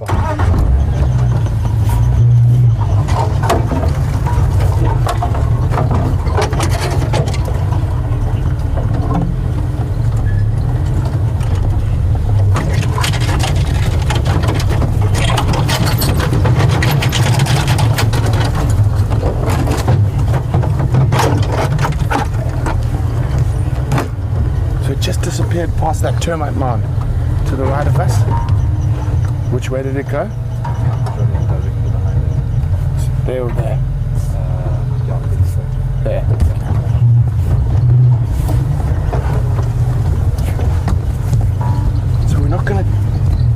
push too far. We're going to get as far as that termite and we're going to stop and then have a look.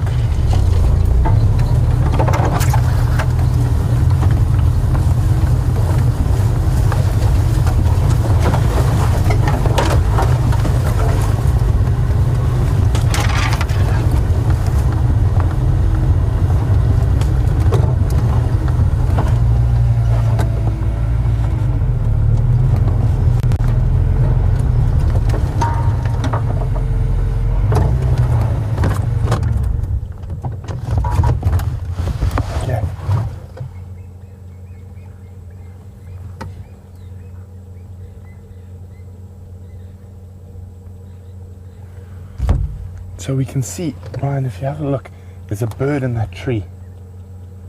If we come out, I'm not sure if we go, I think it's below that tree. See that bird's alarm calling.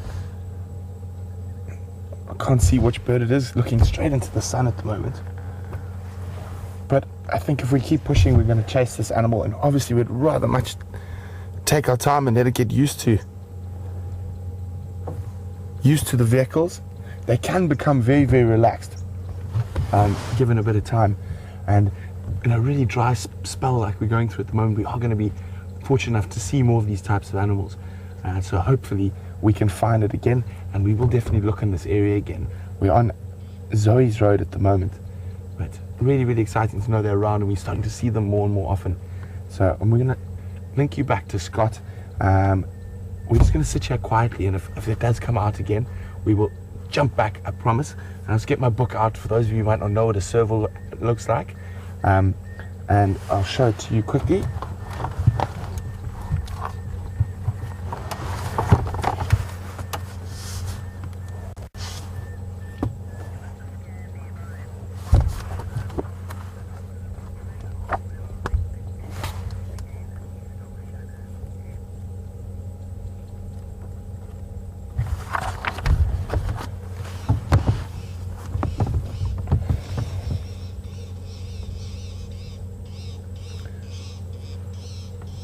There we go. It's a serval cat. Very pretty. One of the most stunning little predators we get out here in the bush. You notice it's got a very short tail. They're great hunters of birds and rodents.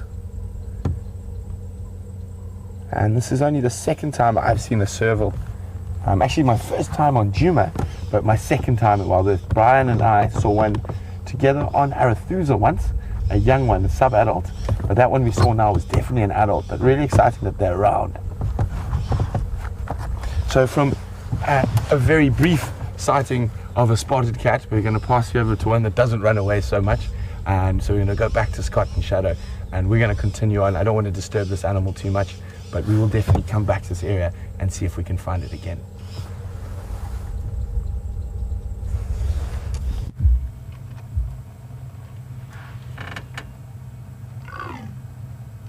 Welcome back, everyone. Shadow hasn't moved very far since you left us, and sadly didn't get to see the serval, but awesome to know that they're around, and who knows, maybe Brent will get lucky and find it for you later. She's still calling desperately for the cub, but he's not showing any signs of returning just yet. I think Andrew's just trying to get a hold of me on the radio, so let me have a quick word with him. Go ahead, Andrew.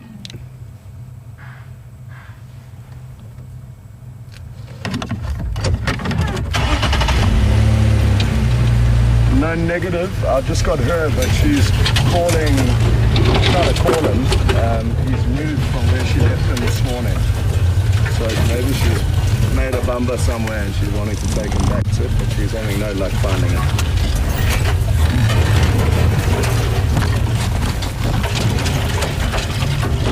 We're currently close to Philemon's cut line, just west of the dump.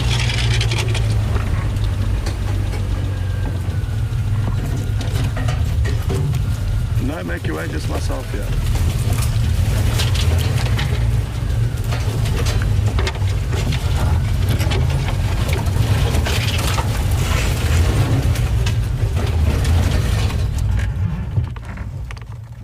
Go ahead, Brent.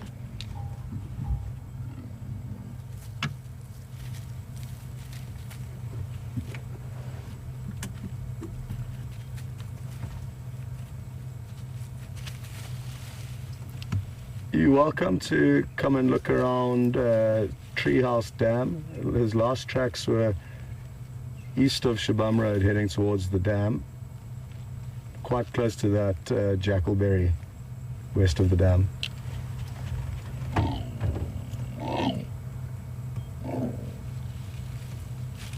Just going to reposition quickly, sorry about that, but important to chat on the radio, just making plans with Andrew who would like to come and join us here.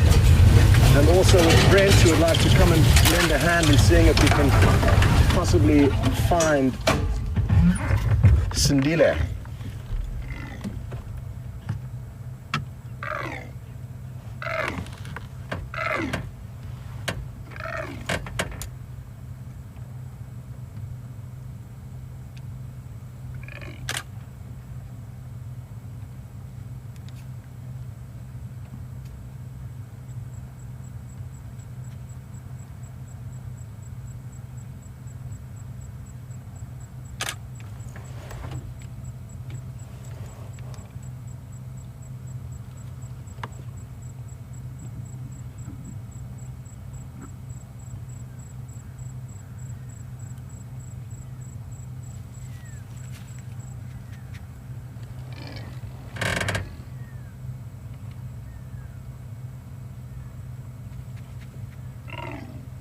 Oh, I just got an interesting comment through regarding serval from Katrina. And she said it's the third serval that would have been seen since she's watching Wild Earth. And the first time she got to see one was actually with Shadow. And Shadow had killed it. Killed a small serval. So that's interesting, and thanks for sending through that comment, Katrina. Leopards, like all other predators, will eliminate any other predatory competition. So any smaller predators than leopard will fall into that bracket. And leopards too also fall into that bracket. Lion will kill them if they get the opportunity.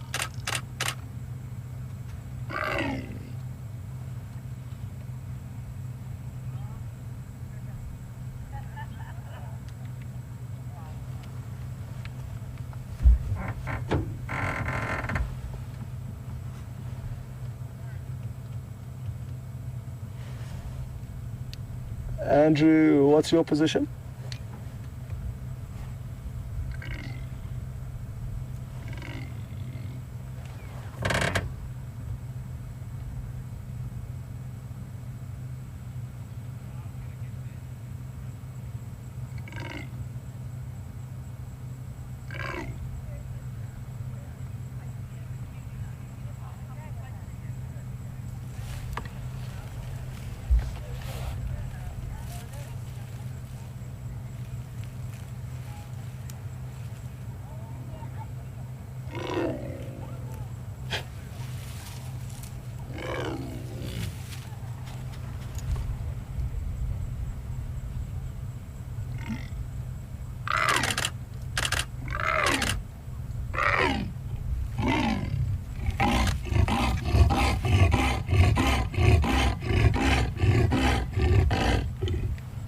Awesome. Just meters away from us.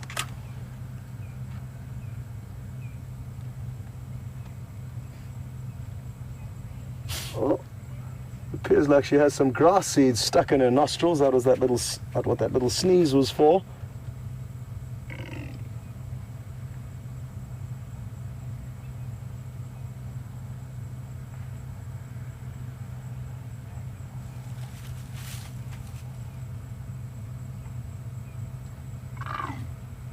I wish I could just tell her she needs to go a little bit further to the east, closer towards Treehouse Water, and then he'll probably hear her.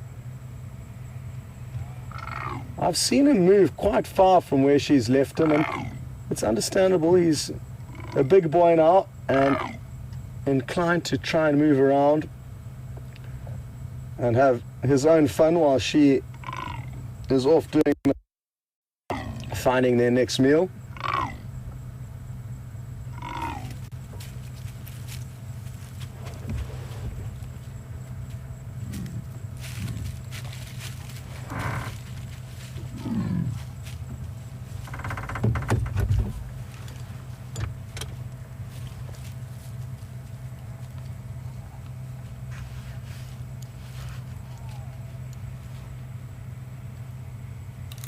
I got the same question through from Mauricia and Lynn, and it is a great question and something that I was thinking about a little bit earlier, so I'm glad you asked it because now we can discuss it a little bit more. And that is the fact that she's vocalizing so loudly.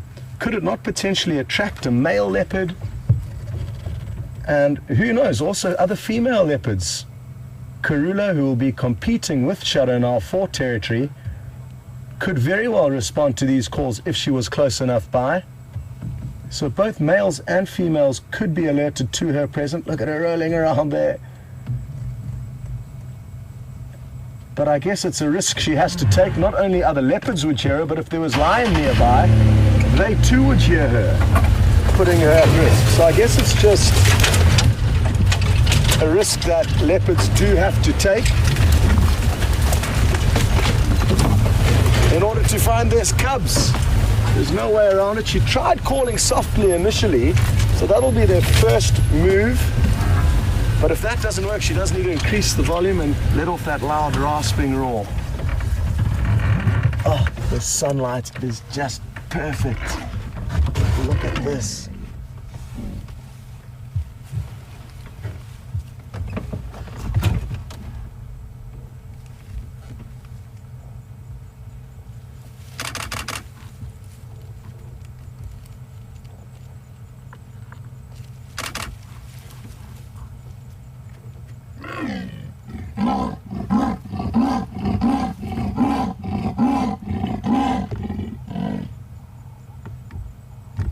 Wonder how her throat isn't getting sore. It sounds like quite a painful call, quite a harsh call.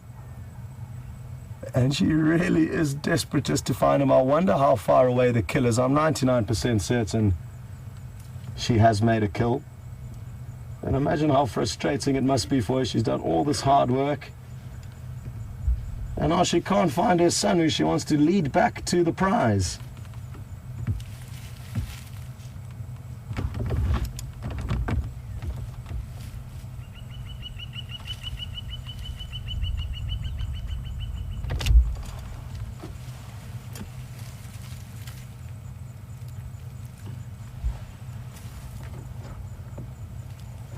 Well, we've just got an awesome comment through from Safari, and it is possible, Safari's mentioned that possibly Sindile has made a kill of his own, and that's why he's not responding to his mother's calls.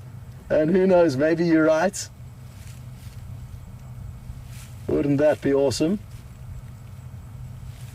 It certainly is possible. He's big enough to take down an impala. Whether he's clever enough to yet is another story. But like everything in life, you do get lucky opportunities, be it whether you're human, leopard or lion. And maybe he had his lucky day and caught an impala.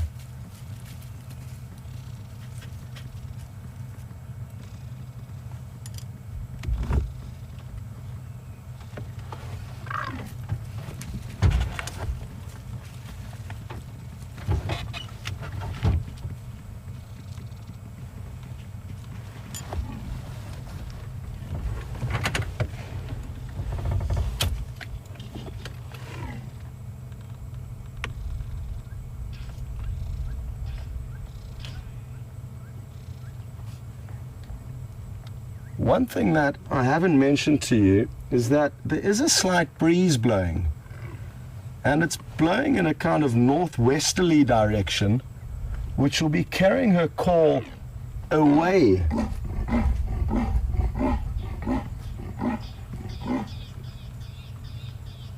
from the area where I last had Sindile's tracks. It probably wasn't too far from here that I last had his tracks, probably half a mile. But maybe he ventured further away than that.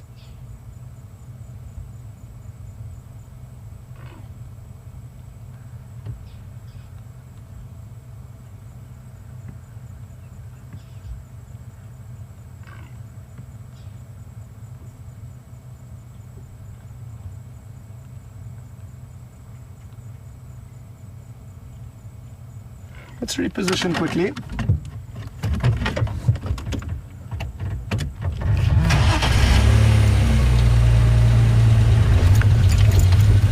Well, isn't this fun?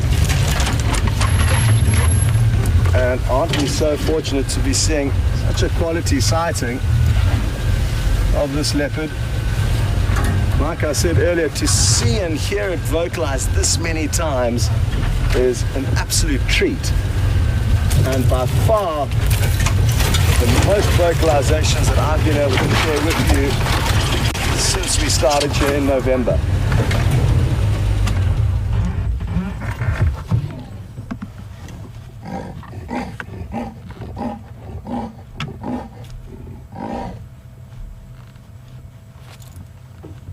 And there she goes again.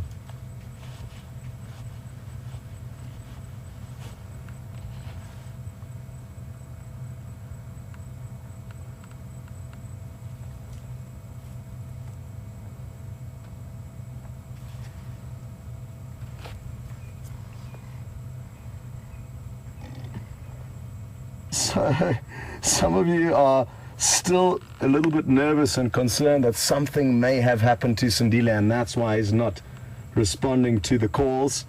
And Mauricia and Anne have both said that they are aware of how leopards can react when they lose their cubs from previous sightings of Karula when she lost her cubs.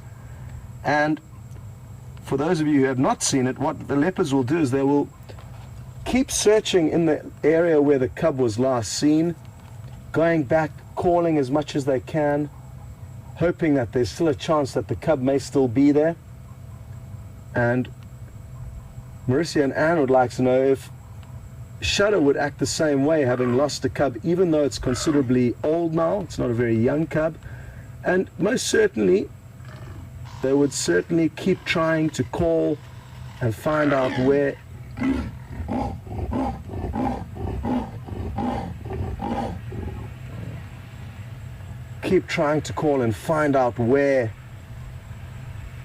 the cub could be. I've also seen leopards carrying their dead cubs and even actually feeding on their own cubs that they have lost. So some strange things do happen out here, but the calling and searching for the cub for a few days after it's been lost is fairly typical behavior of leopardess once they have lost their young. And it's important to realize that unless a leopardess is an extremely good and lucky mother, they will lose a high majority or a high percentage of their cubs throughout their life. And the mortality of most predators' cubs is high. Interestingly enough, it's most often their own species that will kill the cubs. It's males who did not father cubs will kill them in order to allow the opportunity of mating with that female to happen immediately, rather than waiting for any female to continue raising a cub that is not their own.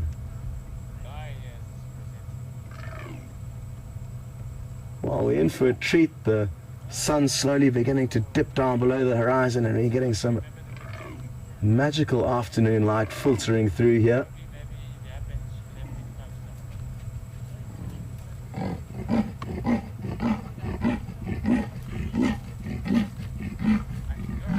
Is she going to clamber up this marula tree that's kind of fallen down in front of her? I've got a feeling she might.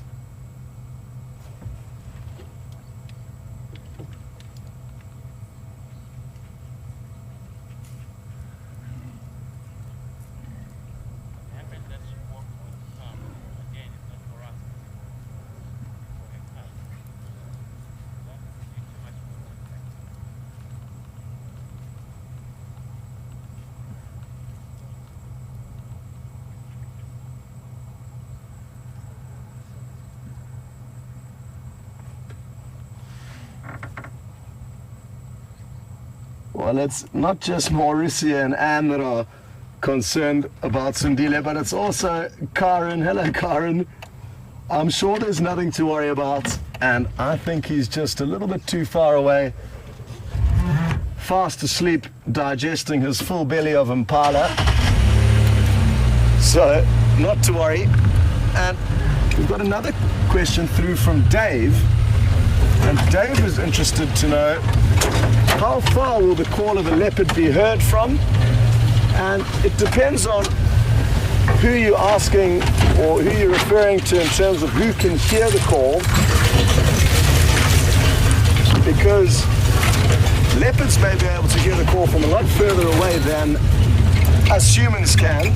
So for us as humans, I think probably 2 kilometers would be a realistic distance for us as humans to be able to hear a leopard's call. But leopards themselves can probably hear from considerably further away from that, providing the conditions are right. That doesn't quite add up, because I don't think Sindile is 4 kilometers away. But the wind and the area that he may be lying in, he might be lying in a low-lying riverbed where it's difficult for him to hear her. And there she goes, calling again. You won't be able to hear because the vehicle's running, but I'll let you know anyway.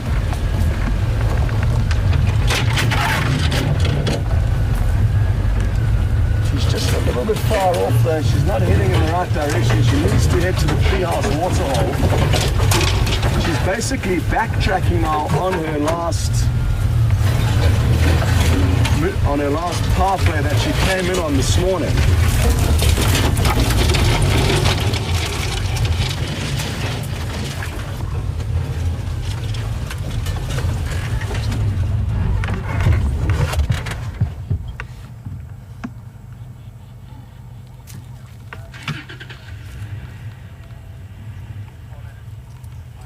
But sadly, she doesn't know that he actually followed further along on the same trajectory that she was moving on towards Treehouse Waterhole. When they split up, it wasn't an official goodbye. He eventually just dropped back and she continued, and we stopped seeing him and continued following her. So she won't be exactly sure where she left him. She'll just know that general area. But I fear she is making the wrong move by going further back.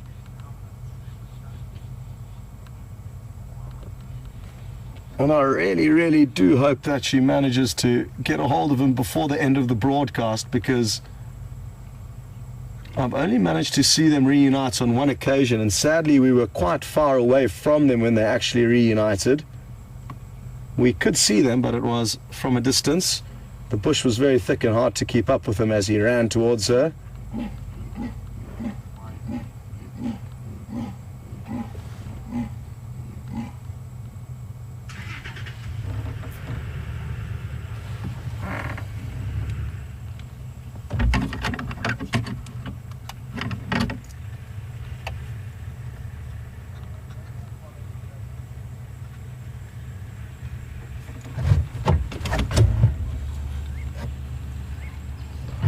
Okay, well, time to reposition again.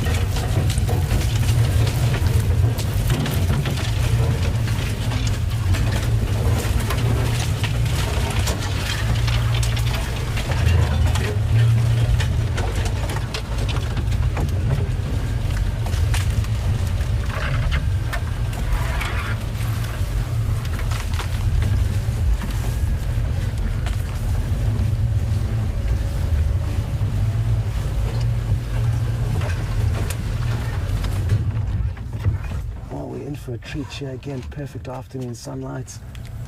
Oh, didn't hang around for long enough though.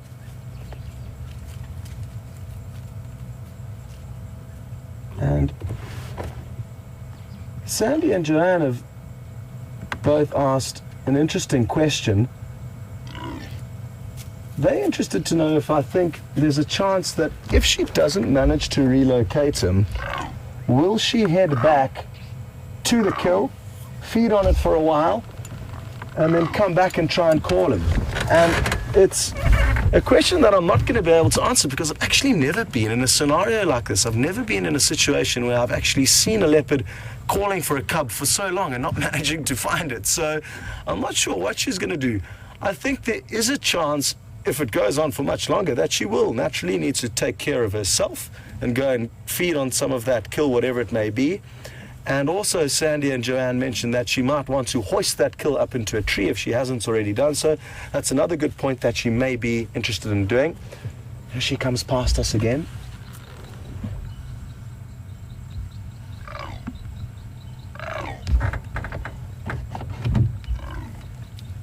Go ahead, Brent.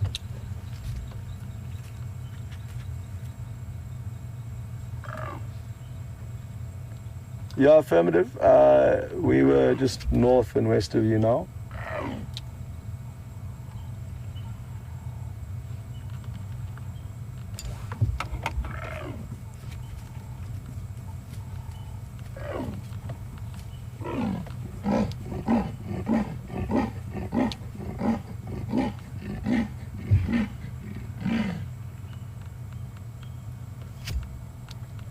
Brent, if you get to that area on Shabam Road where the road's quite deeply rutted, that's where his last tracks were heading east towards Treehouse Dam. If you want to take a walk around there, you might pick up those tracks.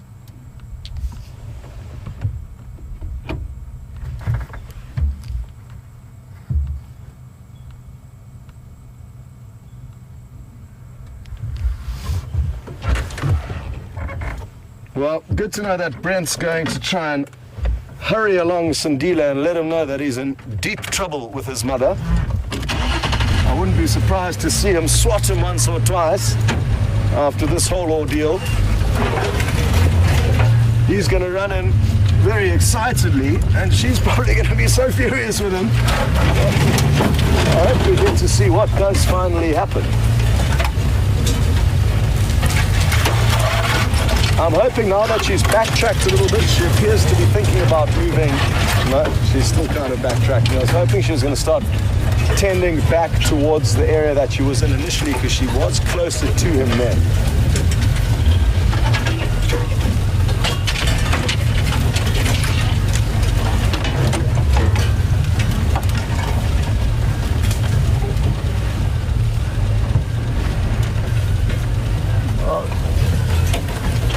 Something we haven't discussed is her ability to smell him and follow him by scent. So thank you, Laura, for sending your question through. Laura's interested to know if it is possible for her to follow his scent trail, and it definitely is. So maybe it's just through default that she hasn't moved through the exact correct area to find his scent trail, but it is certainly possible for her to follow the scents of him.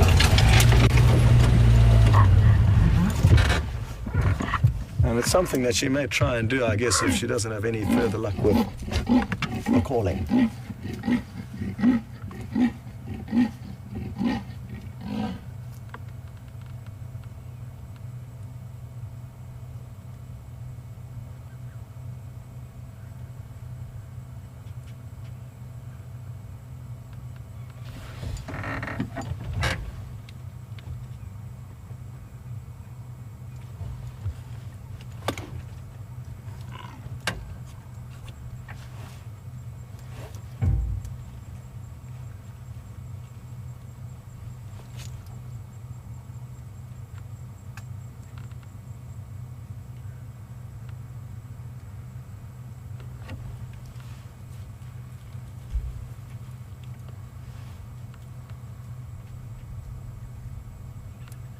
Well, another thing that I haven't mentioned yet this afternoon is how old this leopard is. So now it's time to thank Fran, who says she is from the UK.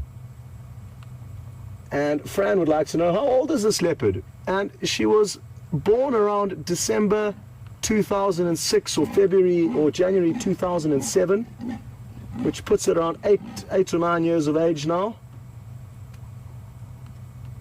So not very old. You could say she's almost in her prime at this age. But it's not uncommon for leopard to live twice as long as that, and possibly even a little bit longer. So she's hopefully still going to be around for quite some time. And hopefully she'll continue to raise more litters. She hasn't been lucky and successful in raising one cub to date. So Sindile is her first and best opportunity and a likely probability that she will get one cub raised to adulthood. And hopefully now she's learning the tricks of the trade and she'll continue to raise more.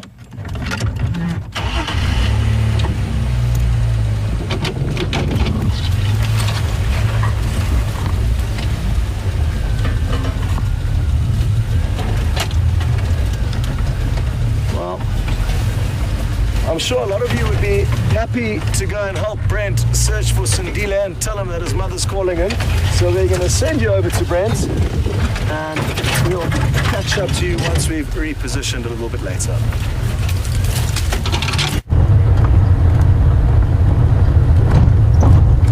Welcome back, everyone.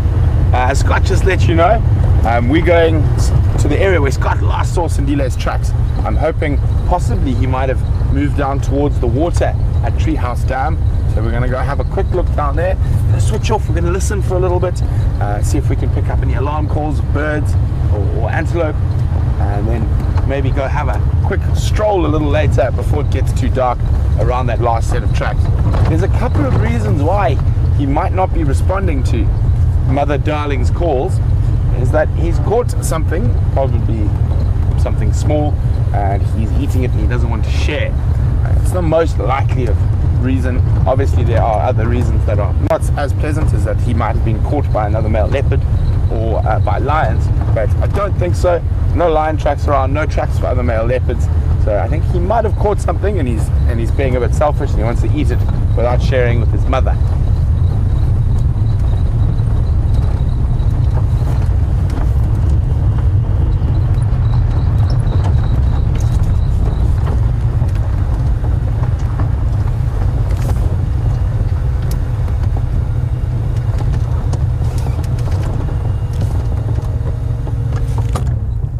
Go, there's the treehouse waterhole, and his last tracks were heading in this general direction.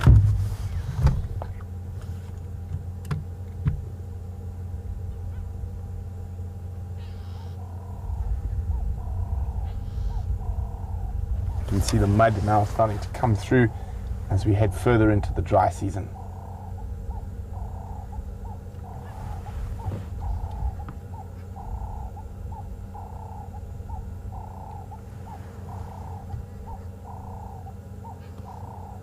And in a month or two, I think it'll be looking very similar to the Juma and Twin Dams waterholes. Oh, there's a little three-banded plover there, Brian, having a forage on that little mud bank.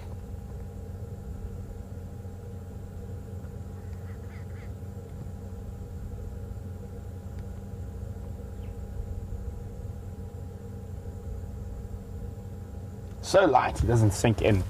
If I had to try stand there, I would probably disappear into smelly black mud.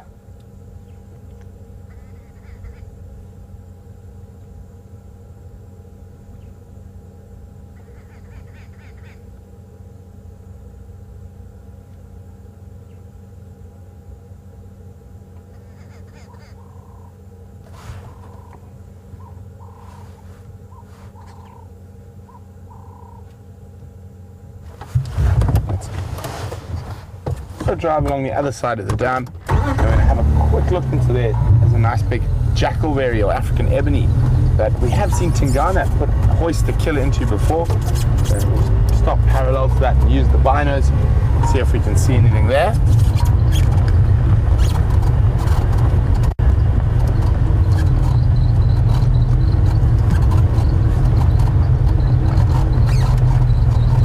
So we having a very much a kitty cat afternoon, and Scott's been having that incredible sighting with Shadow, and Brian and I had a very brief sighting of a serval, and not something we see too often, so it really gets us excited. And Cindy from Tennessee was wondering, what do they eat? Cindy, they are magnificent little hunters.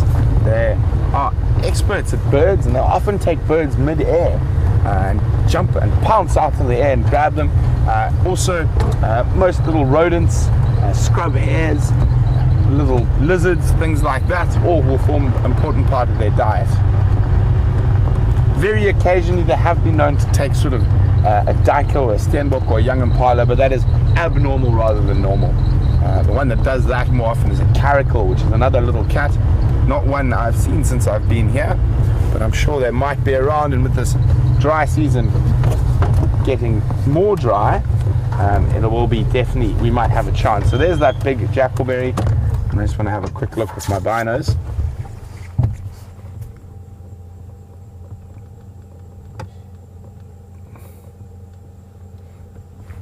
Nope.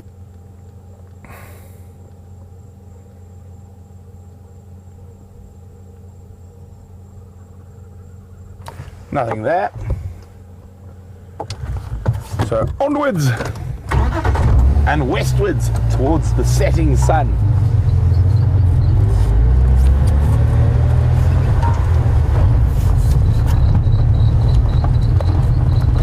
So also, I might have forgot to mention though, while you guys were with Scott and Shadow, Brian and I were looking for Karula.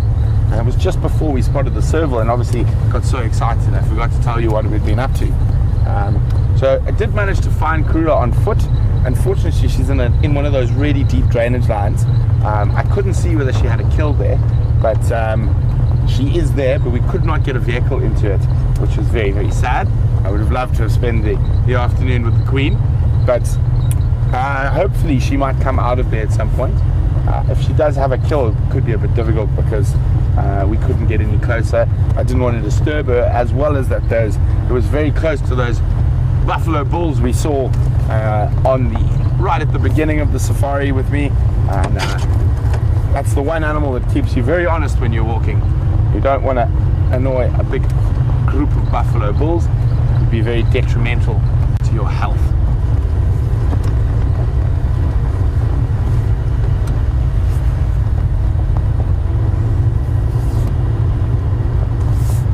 We're going to slowly make our way back to where Scott had the last tracks of young Sindile, and see, before it gets too dark, whether we can find anything around there.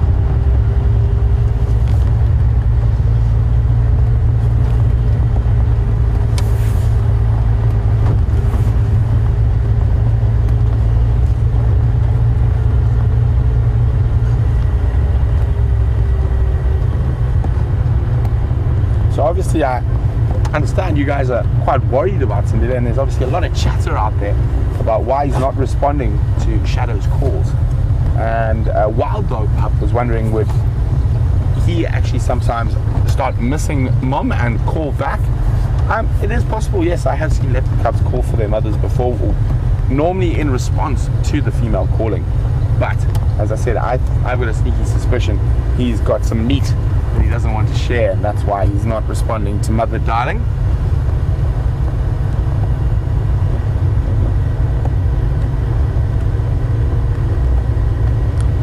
So we're going to cross back to Scotty with Shadow, and we're going to keep searching this area for Sindile.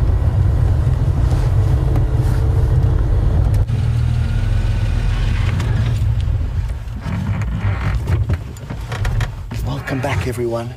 And just like we were speaking about earlier about scent and how she could smell him, I think she's smelling where he was here from this morning. Look at how intently she's sniffing. She may even phlegm and grimace. Keep watching. She may grimace her lips, almost looking like she's snarling.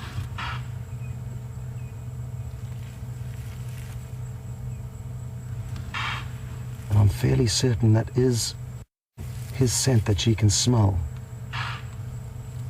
She's even licking the ground there. This is really interesting.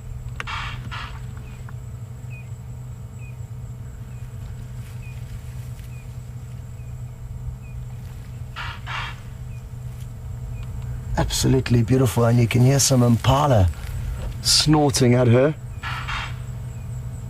Thankfully, they don't have anything to worry about. She's not in the slightest bit concerned about them, because I think she's already caught possibly one of them or another animal.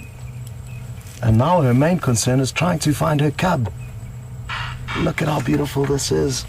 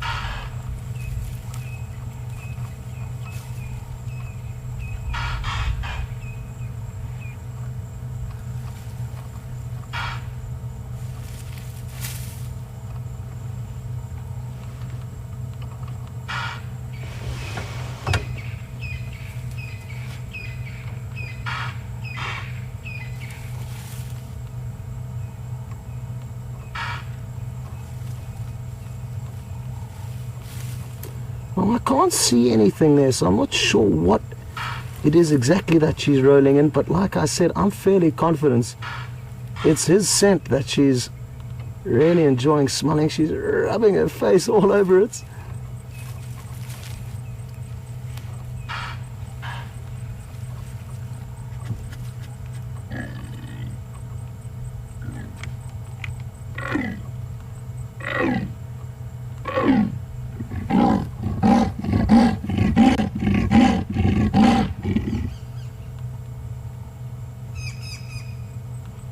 The good news is she has headed back in a slightly better direction now, closer to where he was. What does she see? Oh, look who it is!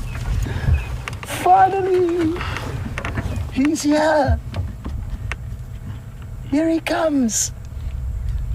This is incredible! This is gonna be so awesome! Well, he came from completely the opposite area that I expected him to come in from. And get ready with your screenshots, because he's about to show a lot of love towards his mother.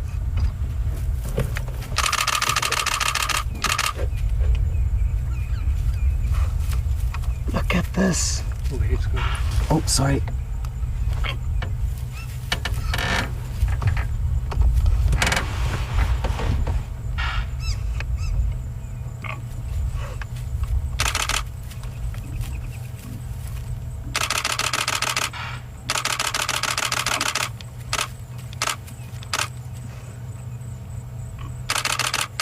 This is too good.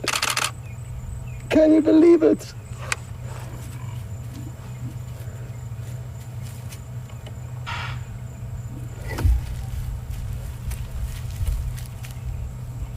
Well, we're in luck, guys, and now we're hopefully going to see her taking him back towards the kill. That's my guess.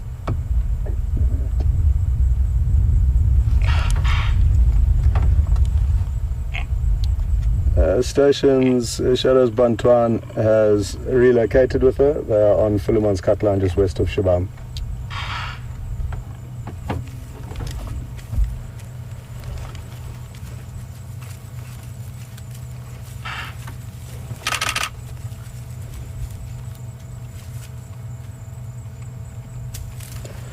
Okay, well, this is the moment we've all been waiting for. Well, I guess we've just seen one of the moments, and that's them reuniting. But now the next thing we're hopefully going to get to see is her leading him back to the kill. So let's see what happens, but if you did have any other plans, I'd suggest changing them, because this is going to be worth hanging around for. Oh. Little celebratory toot of the horn there.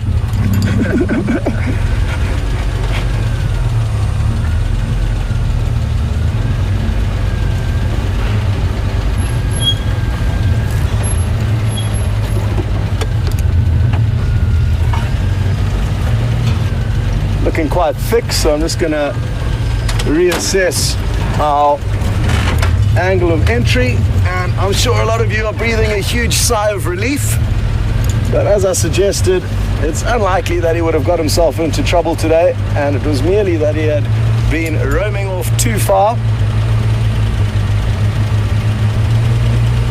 and he's moved, I mean, quite some distance from where I last had his tracks this morning. So really interesting for us to be able to start piecing together this puzzle of their lives and how they work and how far it is possible for him to move. I mean, we've got no idea of how far he actually moved, but we know it's quite some distance from where she left him this morning. And all these little bits of information that we gather along the way makes it easier for us to interpret their behavior and try and guess where they're going to be hiding in the future.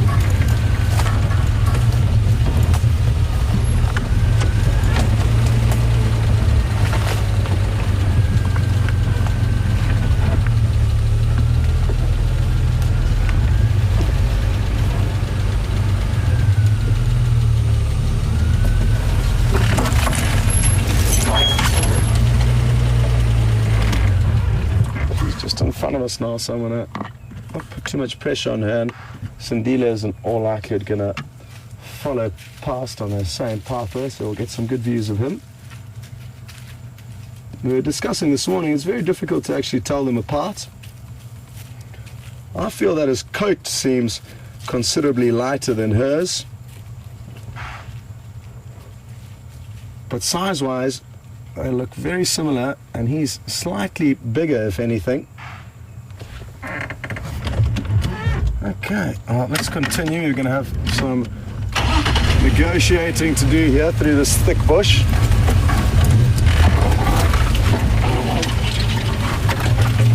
Andrew.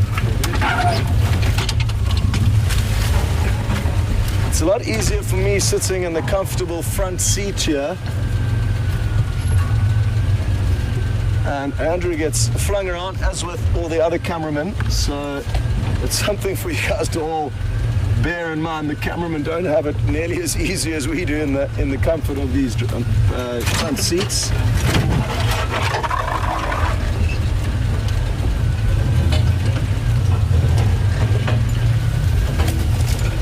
Earlier on, Andrew got some thorns in his rump, which he wasn't entirely or hugely impressed about. But thankfully they do forgive us, and we'll try as best as possible not to get them into any thorn bushes.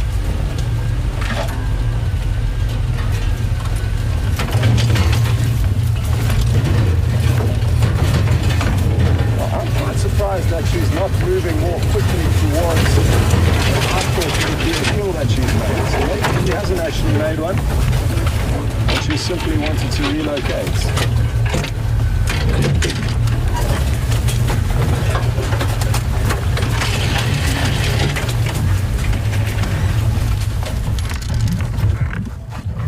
So apparently the bushes scraping on the vehicle was making too much noise there for you to even hear what I was saying. And like I say, it does sound a lot worse than it actually is, and we are not causing nearly as much damage as it sounds like. But what I was saying is, while we were driving, is that I'm surprised she's not moving more intently towards the supposed kill that I expected, or that I thought that she would have made. So maybe she hasn't actually made one, and she merely wants to move into another area. You can see her phlegm grimacing there, helping to process smell better. And wouldn't it be interesting to know what exactly it is that she's trying to process, which scent?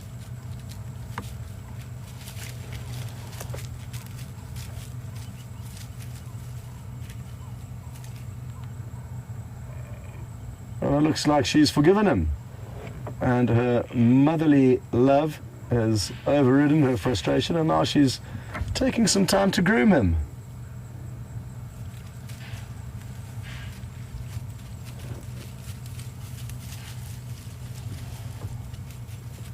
What a treat. Look at the way he dangles his tail over her head. I'm sure a lot of you got some great screenshots earlier when they reunited, so feel free to share them with as many people as possible, I guess, because like I say, we need to spread the word. This is a bit of a hidden secret, Safari Live, and there's not nearly enough people that know about it. So always great to let other people know. I really enjoy letting people know about it, and they're often quite astonished that this is actually possible of happening, this live safari, and isn't it just too much fun, especially on an afternoon like this.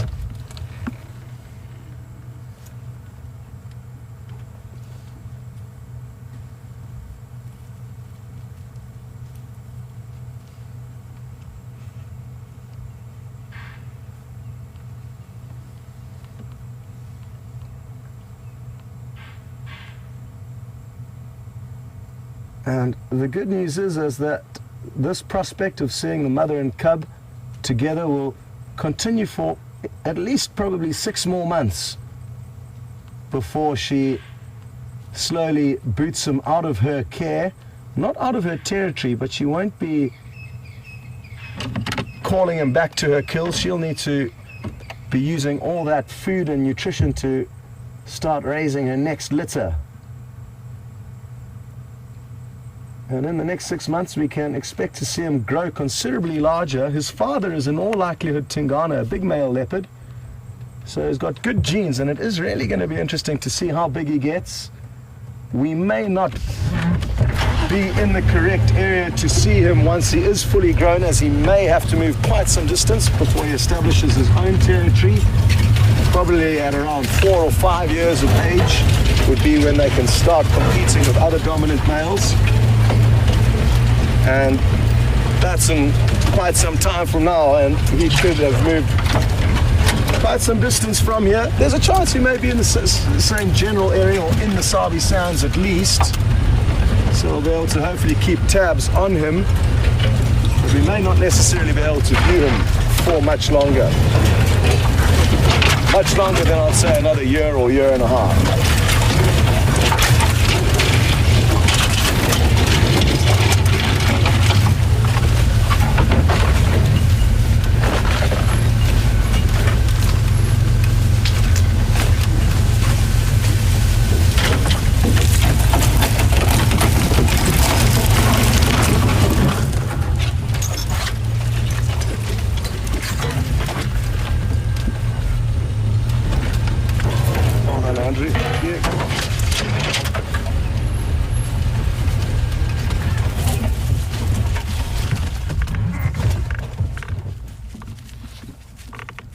And as we got into position, they got up and started moving again. You can quite see how I think his coat's quite a lot paler than hers. I don't know if you guys agree with me, but if you look at the two of them, she's closer to us now. She's got a slightly darker coat, I feel. Oh, look at this.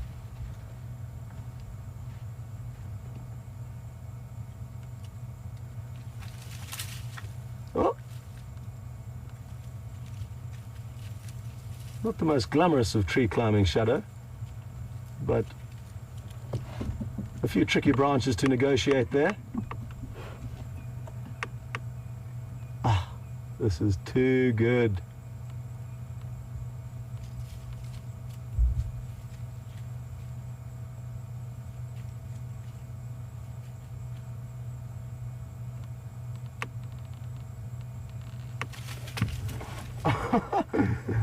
And now Mom's showing a little playful streak in her. He doesn't seem too interested in catching up to her just yet, but I'm sure he'll take a few opportunities to pounce on her when she's least expecting it.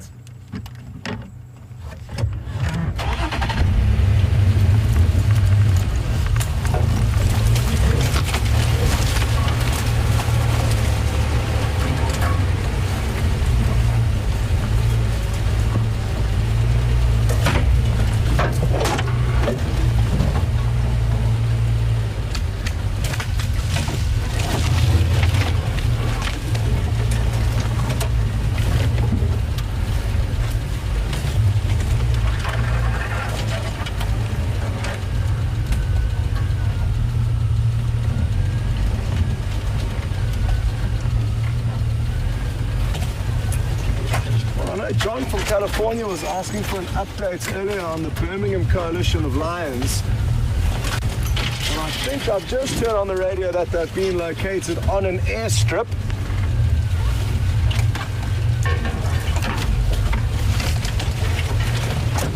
And I've just heard now that it's the airstrip on Buffels Hook to the north of us.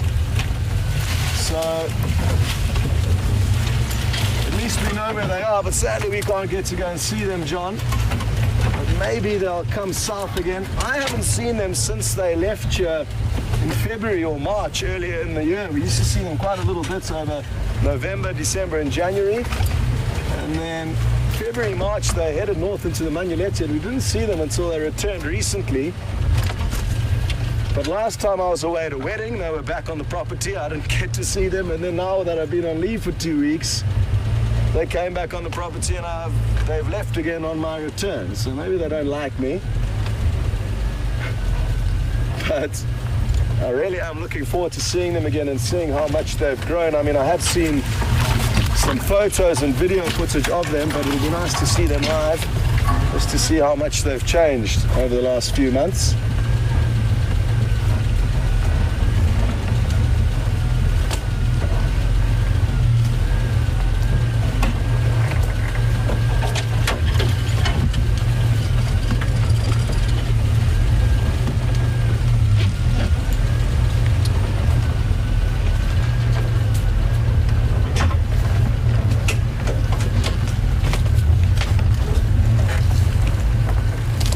James is out on tracking team. He's been searching for Karula, but hasn't had any luck finding them.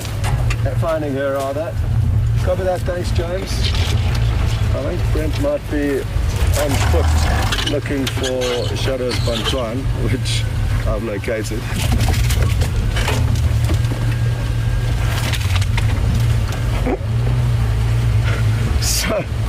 So Brent is off on foot searching for Sindile. And Nicky in the final control's got no way of letting him know that he's wasting his time, because you're certainly not going to find him because he's right here. Anyway, Brent is trying his best at least.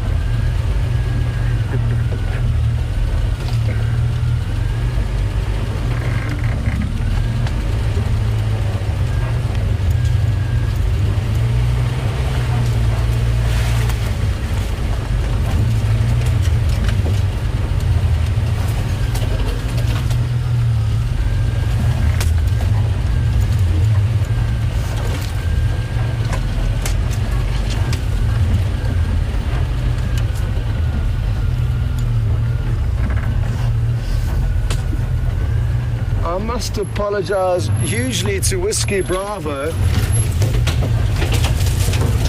I'm not even sure what happened or why I stopped answering your question earlier about the proximity that we can get to these wild and potentially dangerous animals.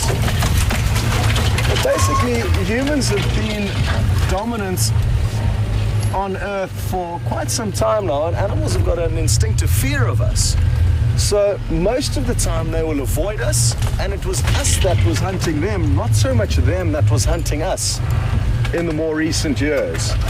And that is why leopards and lions will tend to avoid humans at all costs in most scenarios. Records of man-eaters are very, very few, considering how many people live in Africa and how many wild animals there are in Africa. And in the Sabi Sands and most wilderness areas, when we initially started out here many years ago, the animals would have been very scared of us and run away from us.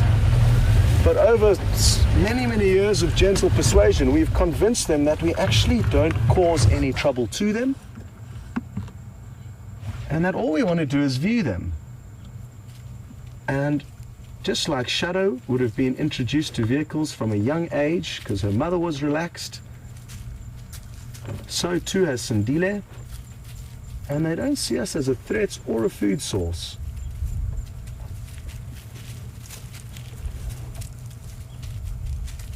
The reason why it's more risky on foot, Whiskey Bravo, than being in the vehicle is that we've got a bigger chance of startling an animal, and when an animal is startled, it could be very scared, and when something's very scared, it's either going to run away or it's going to decide to fight you if it feels cornered or too threatened or too close to run away. So that is why it is more dangerous to be on foot than in the vehicle. with vehicles they can hear coming from a long way off. So the chances of us surprising them is very slim.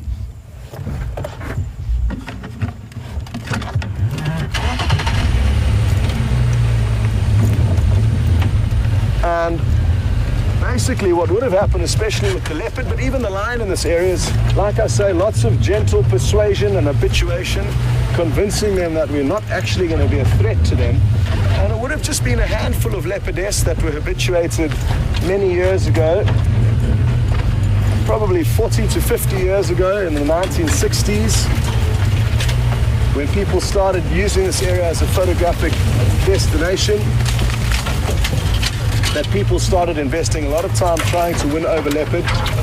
And from all of the offspring of those few leopard, it slowly spread through the entire Sabi Sands, and that's why this is one of the best places to see leopard in Africa. Not necessarily because there's more leopards here than elsewhere, but because they are habituated.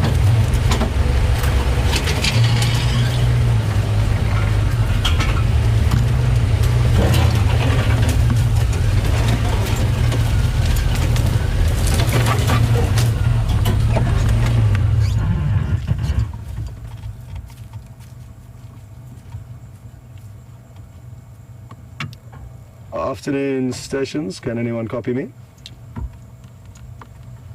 Just trying to get a hold of the Arathusa guys and let them know that these two leopards are heading towards one of our boundaries where they will be allowed to join in the sighting. If anyone can copy me, Shadow and Bantwana mobile towards Gowrie, Maine. Probably a couple of 100 meters west of Triple M. Sorry, east of Triple M.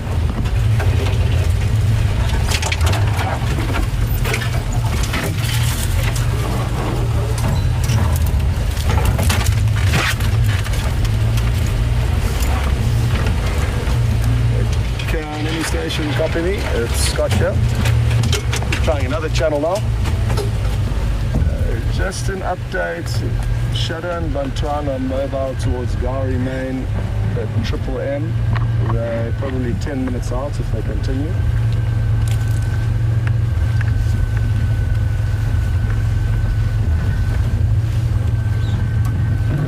I'm going to be back on the Vuatela channel, but we'll keep you guys updated if they get closer.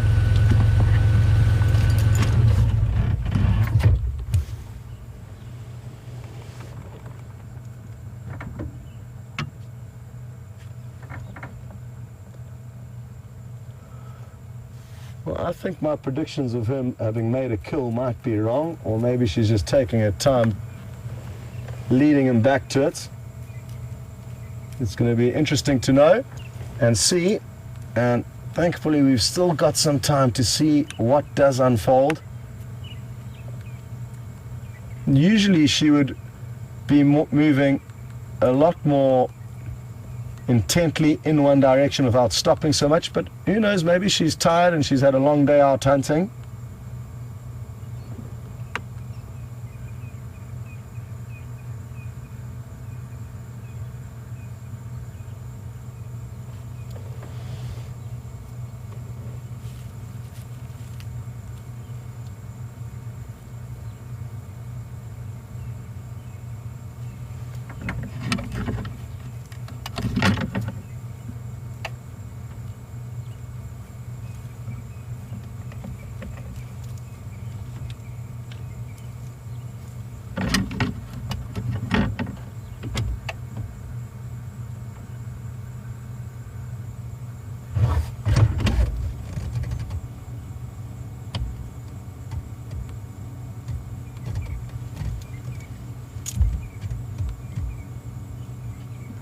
And as we see Sindile disappearing off into the distance here, we can answer a question from Elaine in Massachusetts. It is something I've touched on, but I will mention it again.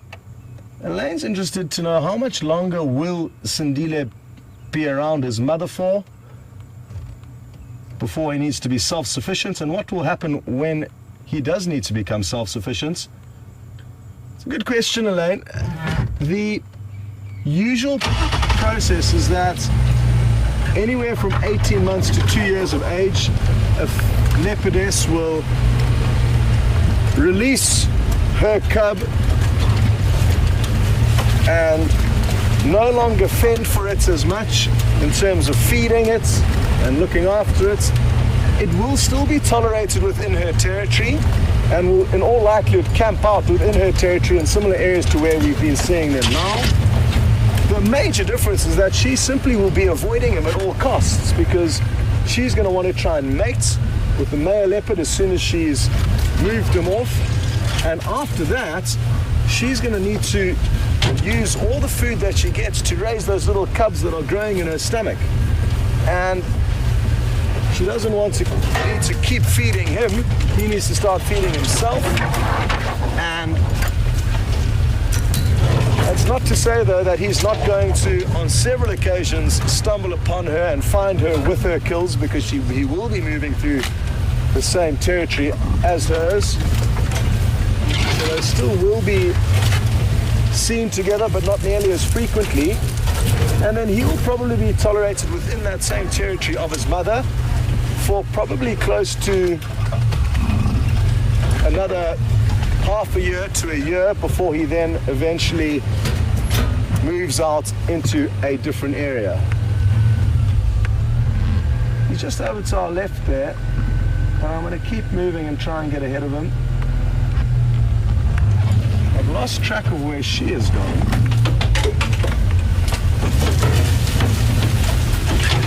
So like I said, Elaine, probably until he's about 2 years to 2.5 years of age will he continue being in this general area, and then he'll only move out.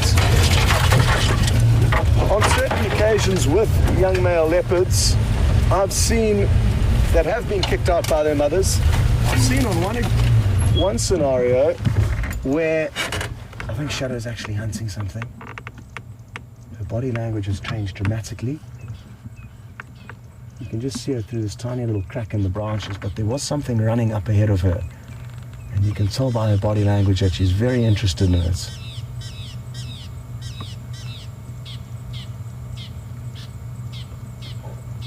Well,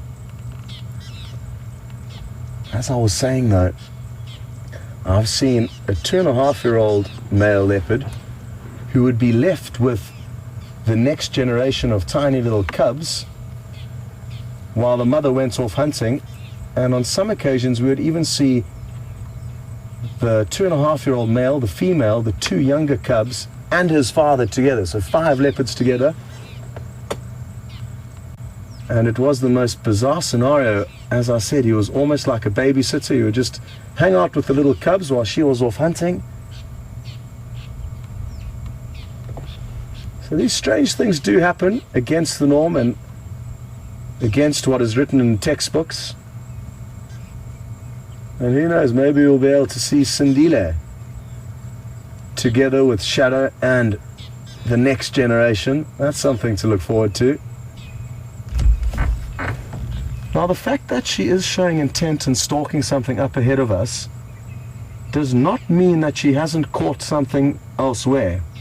It's not uncommon for leopard to have 2 kills hoisted. It's the most I've seen. I'm sure it's happened on certain events that maybe even 3 or 4 kills are made at the same time or at similar times.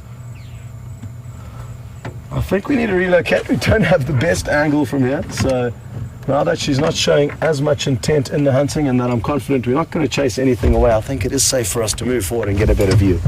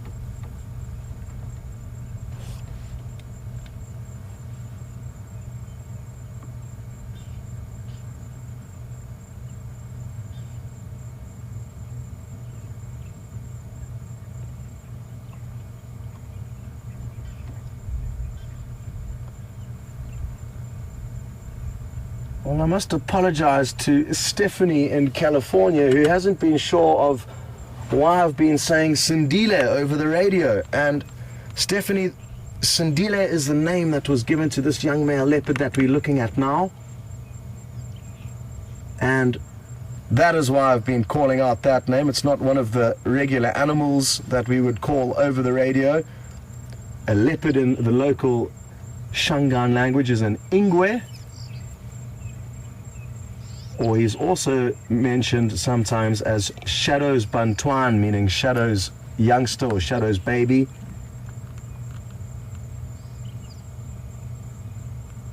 And just to let all of you know that there is a strong chance, or it's definitely going to happen, that Sindile will be renamed by the Arathusa guides when he is finally self-sufficient. And we've just given him this name as a temporary WildEarth fix. It is important to know that all of the other guides will not refer to him by Sindile. It's just us here at WildEarth that call him that. And that's because usually leopards are only named once they are independent and not before that. So it's just kind of a tradition and a protocol that has been in place and will continue to be in place, but I guess we're a little bit different.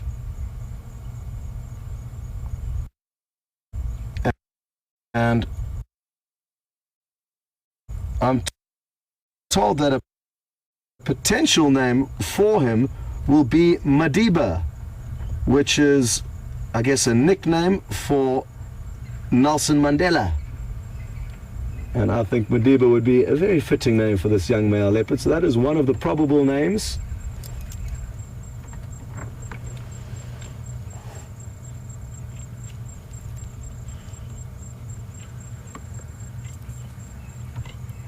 Watch closely here. She's going to growl at him because she wants to get him away from this hunting opportunity. Watch closely here.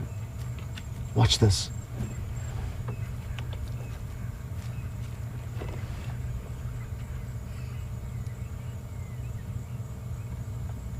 She was highly agitated. And let's see if she continues to show this aggression towards him.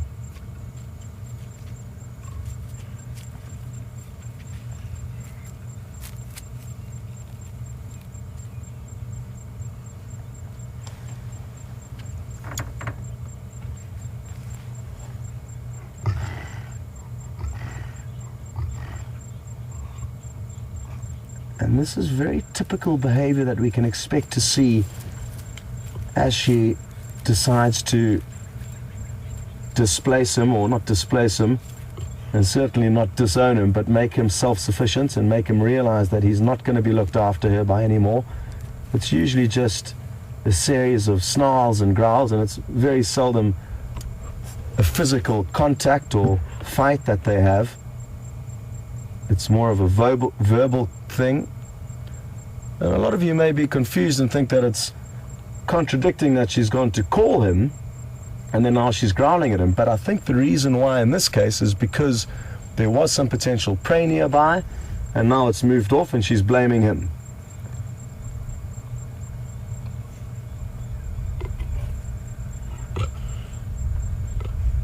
She's still not happy. Go ahead.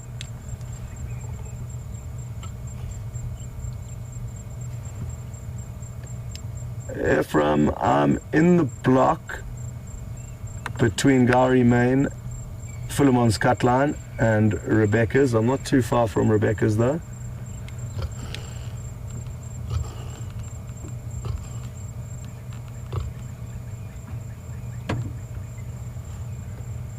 Ephraim, one of the other guys, was just asking for an update there on the radio. Just going to reposition ever so slightly.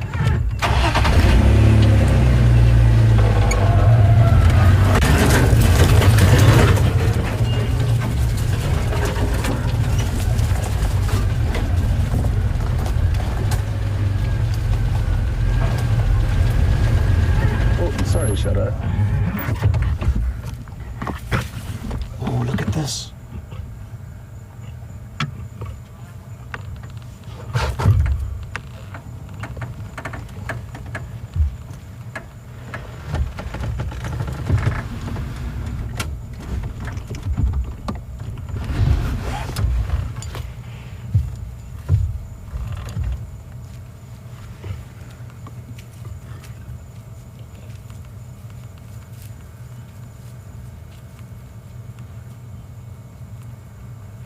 we're losing light here, so that's why Andrew had to flick one of his special switches to let in a bit more light.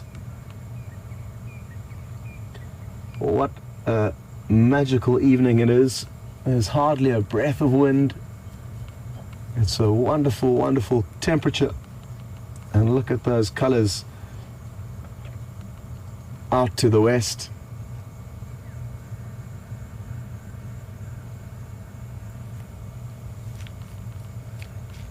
You see, now I'm wondering if she just wanted to touch bases with him again after the course of today, and the aggression and frustration she's showed now has been her telling him, stay here, I'm going to look for the next meal, leave me alone and don't go too far.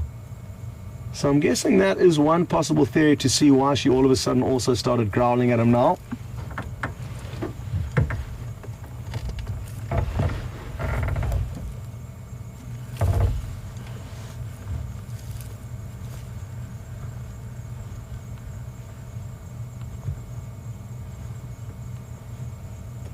Okay, well, we're going to send you across to Brent quickly, and he's got an interesting little update that he'd like to give you, and then we will see you again shortly.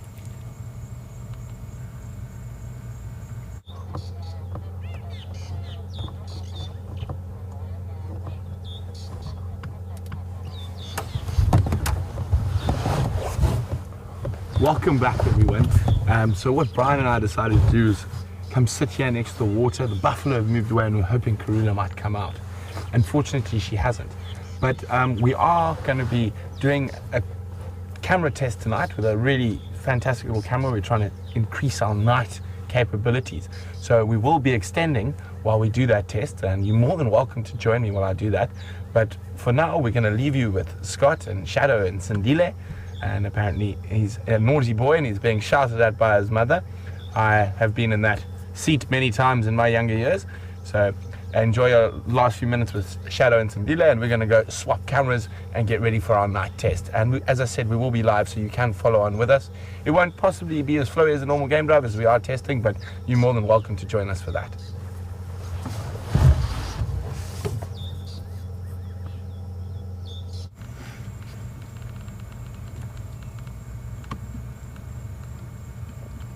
Well, welcome back, and if she was telling him to stay put, he's not listening, but she did just vocalize again, so hard to tell exactly what's going on.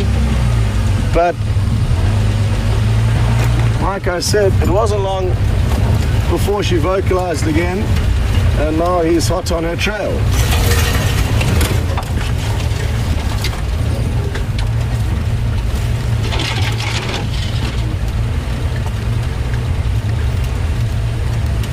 Continue like this, they're probably going to cross either south into a property called Hoffman's, where we cannot go, or east into Arethusa.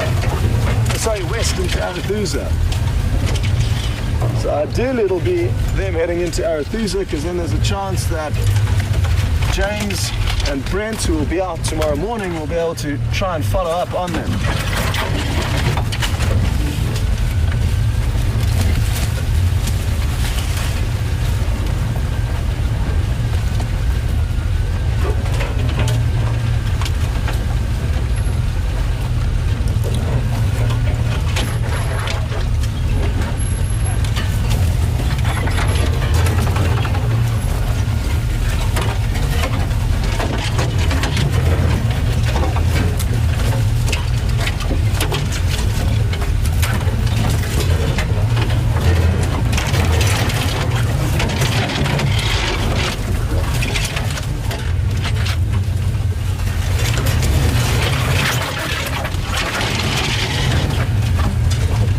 Sure where Shadow's gone, but Sindile is still making his way towards this road.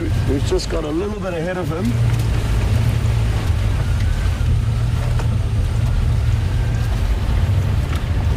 So that hopefully we can get a few last views of him coming towards us.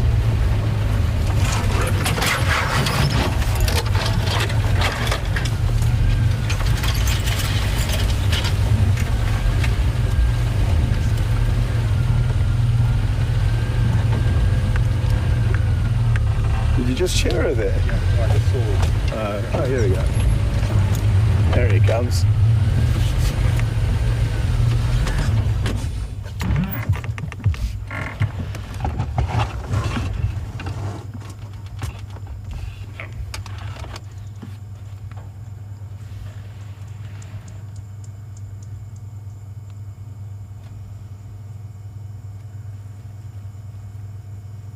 I can hear her, she's still calling, but she's moved quite a way east from here. I'm just going to get onto the Arathusa channel quickly and let the guys know. Is anybody interested in Shadow and Bantuan?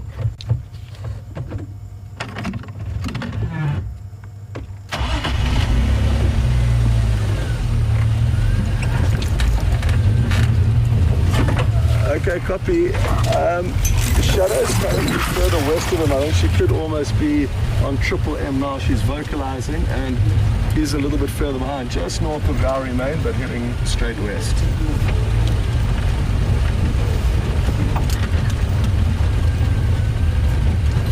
I'll stay on this channel.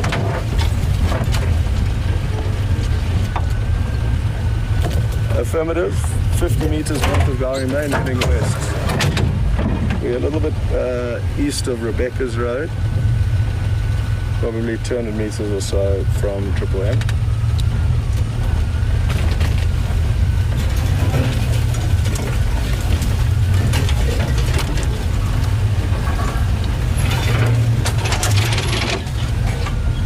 So just trying to let the Arathusa guys know what's going on and share this information with them. I'm not sure if you saw those birds fly off there. They were red-crested corans.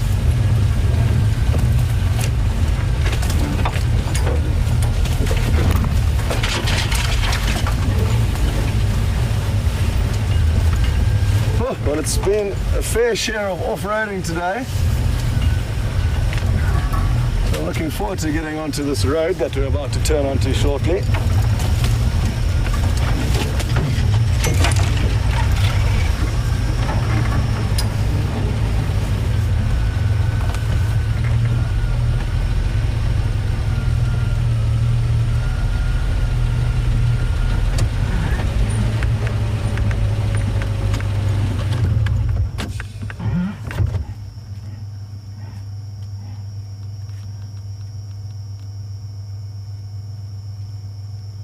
You may have heard Shadow calling there, and as you have heard, we are going to be extending the broadcast by half an hour tonight because Brent's going to be trying out a new camera that works well in very, very low light, or no light, I'm told.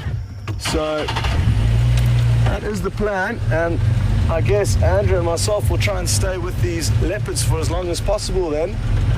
He is heading into a tricky area here.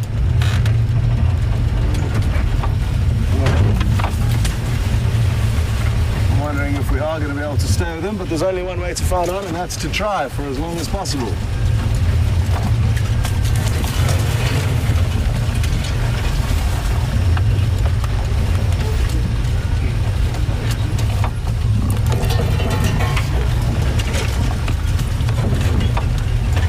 Just up ahead of us now.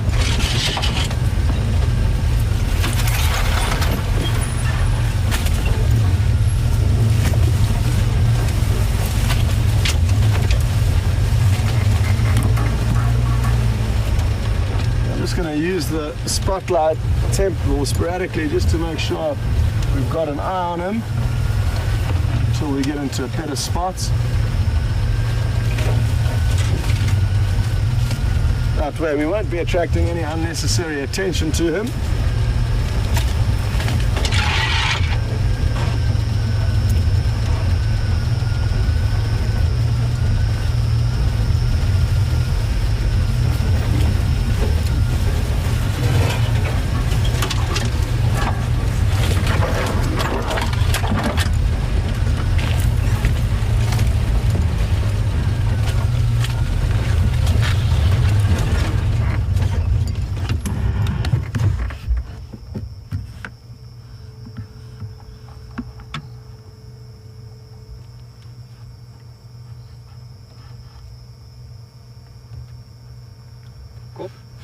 Right.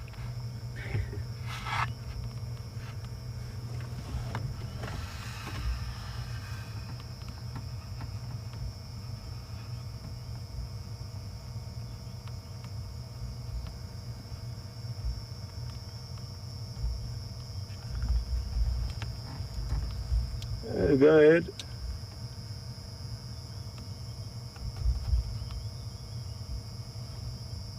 I'm not sure, but the Bantuan's heading straight there. He'll be there in a minute or two, just north of Gowrie Main.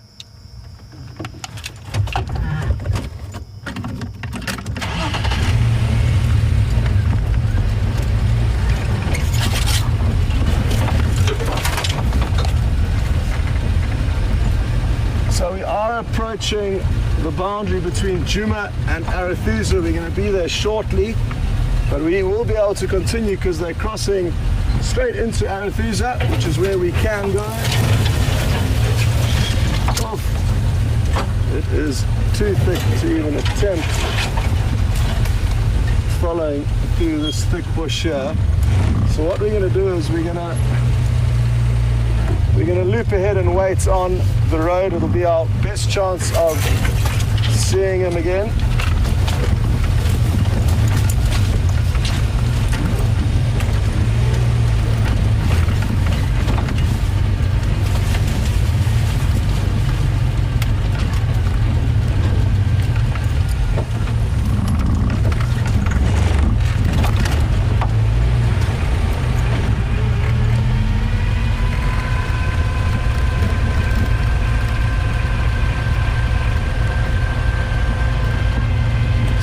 Judging by the sound of her audio, it sounded like she was heading straight west, and that's why I think it's going to be best for us to loop ahead and wait to see if we don't see her crossing and potentially him as well. He's certainly going to have to cross at some stage, but he might lie down, who knows.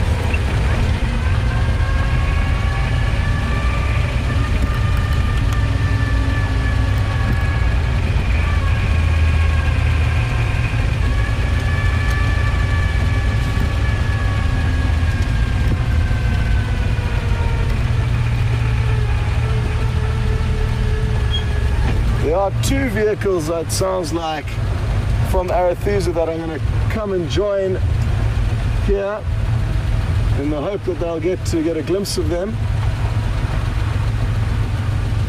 So we can expect a few other vehicles to be arriving shortly.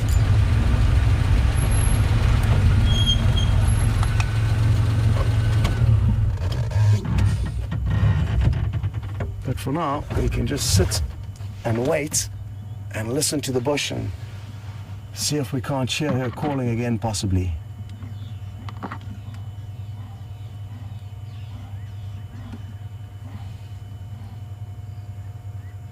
I just heard her calling now, still coming towards us.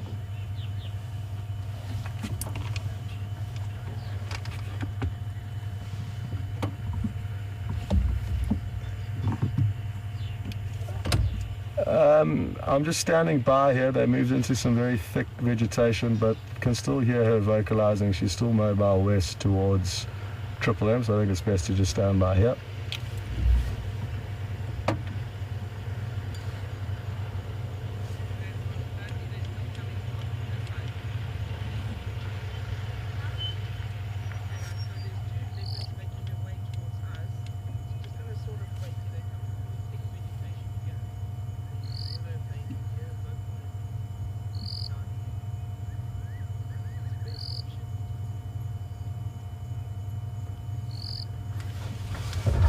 Now, while we wait, we can answer some of your questions. So if you haven't sent through a question yet and you have been our viewer for quite some time, and I know there's a lot of you out there, please send us a question.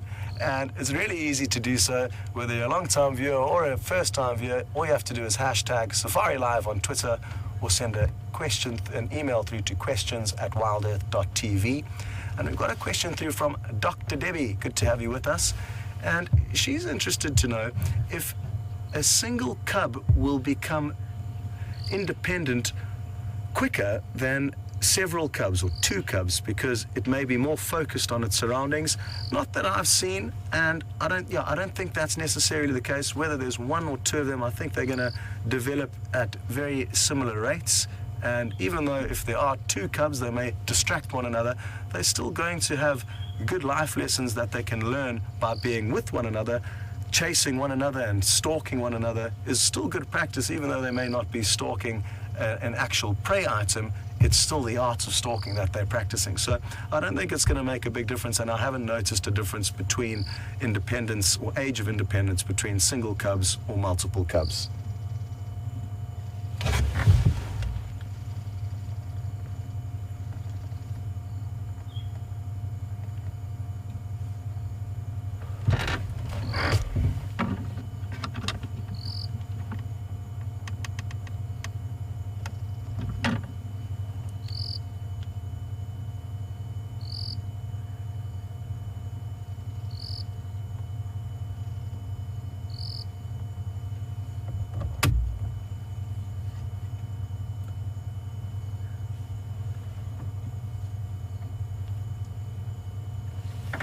Got another question through from Dennis in Massachusetts. Good to have you with us, Dennis. Dennis is interested to know if Shadow picked up the scent or any know-how that the Anderson male, not the father of her cub, he's a new male pushing into the Tingana's territory, who is the father of this cub. If she detected any sign of him, would she move Sindile further away? 100% yes, she certainly would. And that is the reason that we have agreed on, and theory, that is why it's caused her to push further into Juma. So her territory has shifted. She was almost entirely only on Arethusa since we started filming here in November, December, and January. But in the 2 or 3 months ago, she started pushing further east into Juma, and now she's spending a lot of time here. And I think that is because the Anderson male is pushing into the western portion of her territory, and it therefore makes sense for her to leave Sindile far away. Interestingly enough, Dennis, there was a scenario that unfolded not too long ago, I think 3 weeks to a month ago, where she had made a kill. It was a duiker kill, but it was very close to the area that Anderson moves in, to the west of Arethusa, and she actually didn't take Sindile back to that kill. And we weren't sure why, but look what we found, or look what found us.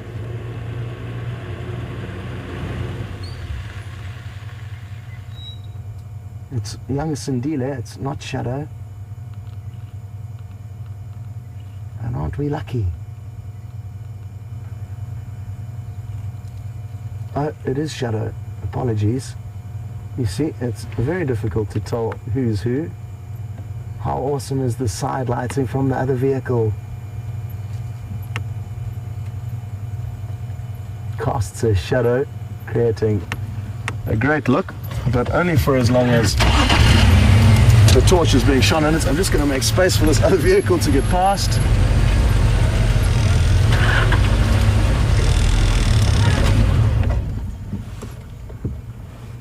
And she's just snuck off across the road there. You can see her going straight into Arethusa.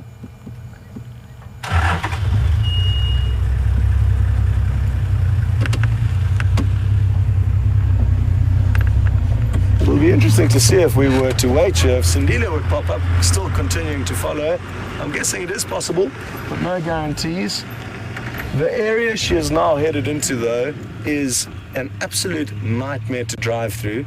So I think I'm going to leave that one vehicle with her, and he can enjoy some views of her. That way we're not going to congest the sighting and cause any unnecessary disruptions to Shadow as she's hunting this evening. And like I say, it just gets incredibly thick in that area.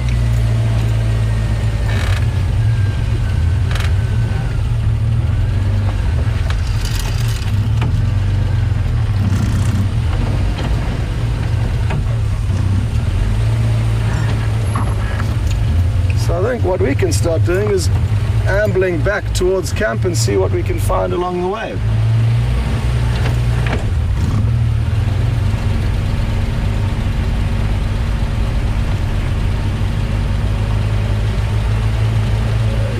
guys, I'm back on WildEarth channel. Enjoy it.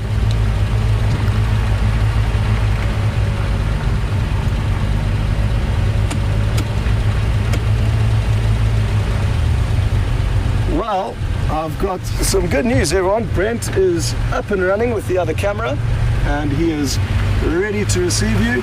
Oh, good evening. How are you doing? Very good.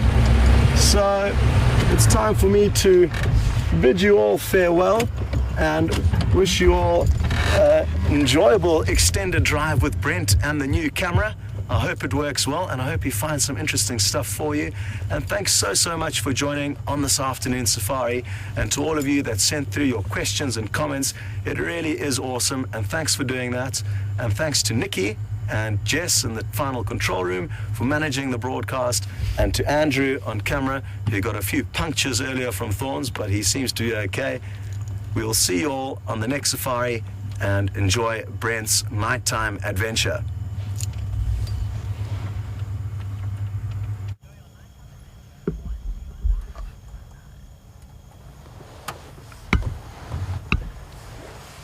Welcome back, guys. This is quite exciting for us, testing out a new camera to see if we can extend our drives a little bit into the evening and hopefully see some of those more interesting smaller mammals that are nocturnal, and some of the bigger mammals and what they're doing at night. We've got a kudu right here. We're just going to have, Brian's just going to be fiddling quite a bit, so we might be chatting a bit, but otherwise just like a normal game drive. And we've got a kudu, so we're going to go have a look and see how the new camera works. And we're obviously not putting a spotlight on the kudu.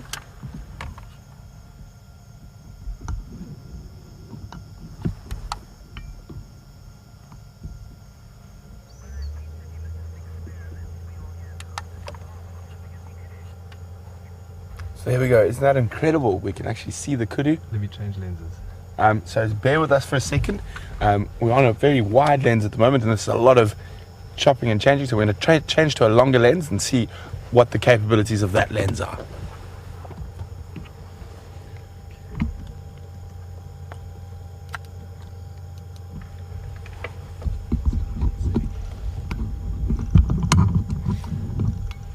So this is really exciting, obviously, for all of us here, for the cameramen, the guides, everyone in FC.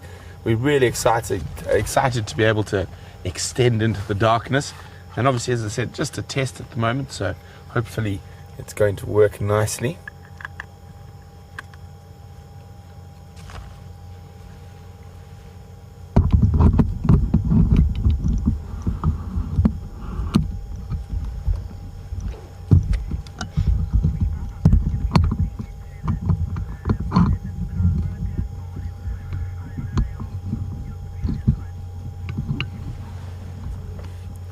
Yes, I'm going to turn off all the lights now. And how does that look, Brian? And lens cap helps. Yeah. Otherwise, it's definitely going to be very dark.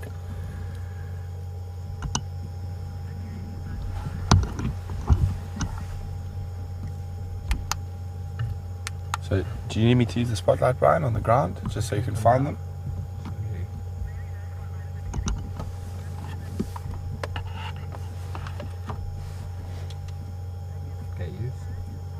Try it out.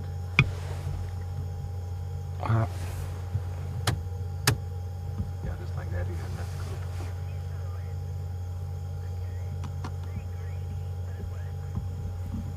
So it's going to be a bit grainy. We really pumping up the ISO to enable us to see in the dark, and unfortunately that does come with a little bit of grain.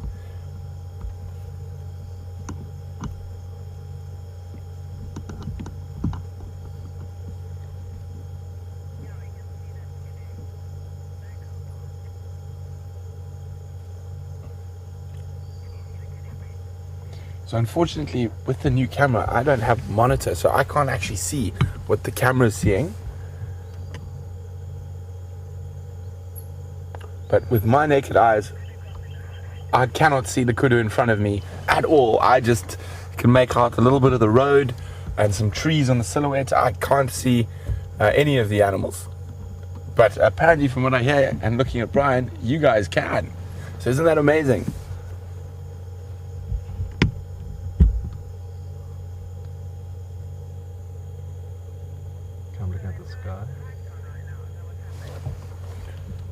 So we've only got the little side lights on. Brian's going to now have it come off the kudu and take you up into the sky. One of the things we're hoping we're going to be able to show you some stars with this new equipment.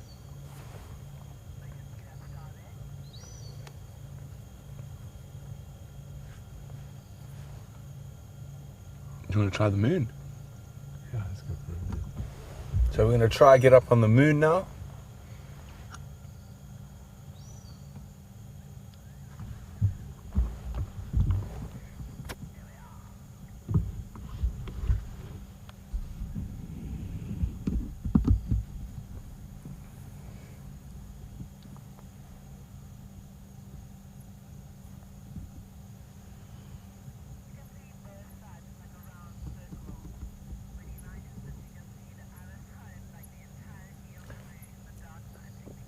So it sounds like, from what I'm hearing, is that you can even see the dark side of the moon.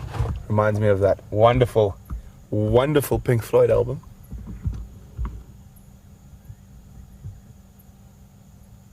And I'm sure you can see some of the craters on the light side. Any men up there, Brian? Not today.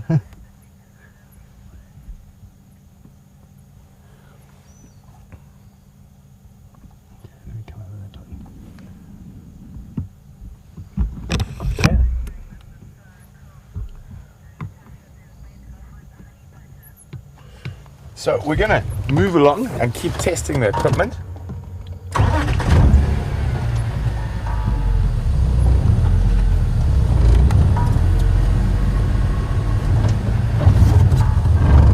There, kudus are gone and I didn't even see them disappear.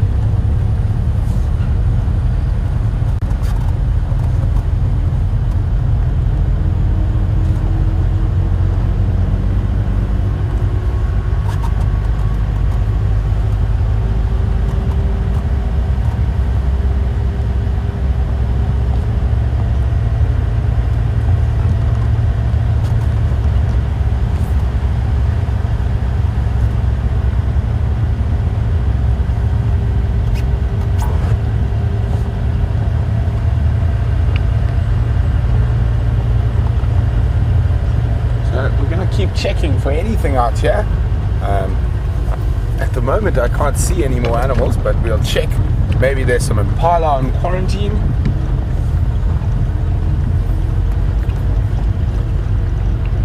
It's a duiker. Little pair of duiker I've just spotted. Stop now. You got them there, Brian?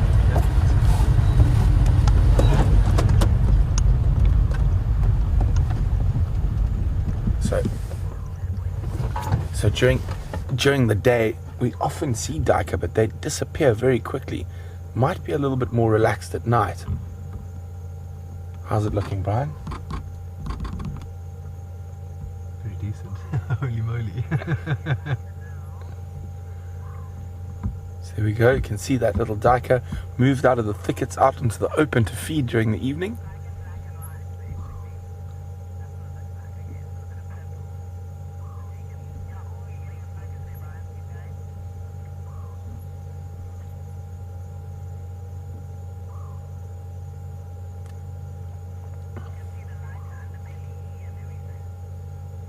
Isn't this amazing, guys?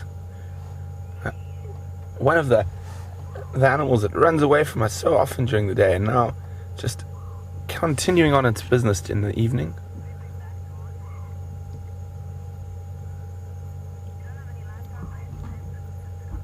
We've just got the side lights on. I'm going to turn them off now, Brian, so you can test. Which black? Let me see. So I've just turned off the little side lights. We're going to see if we can... Yeah, that gives me nothing. No, it's too dark, so we need the side light on.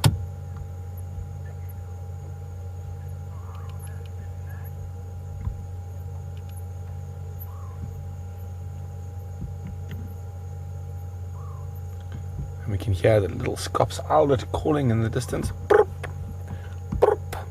One of my favorite calls in the bush.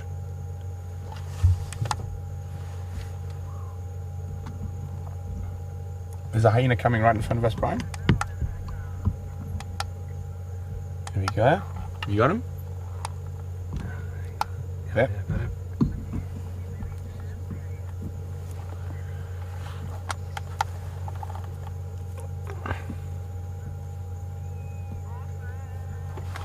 So we're going to try follow this hyena with just the little side lights on.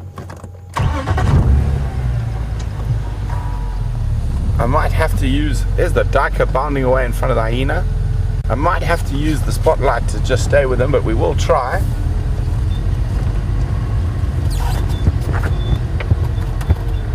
How's that, Brian? Yeah, that's okay.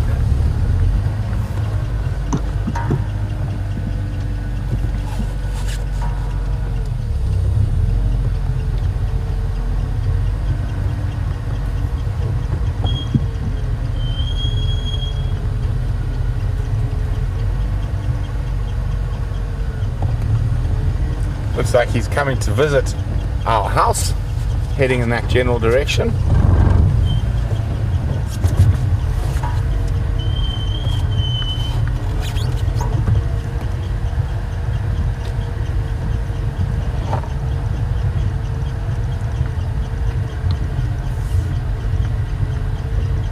How's it looking, Brian? Yeah, pretty decent.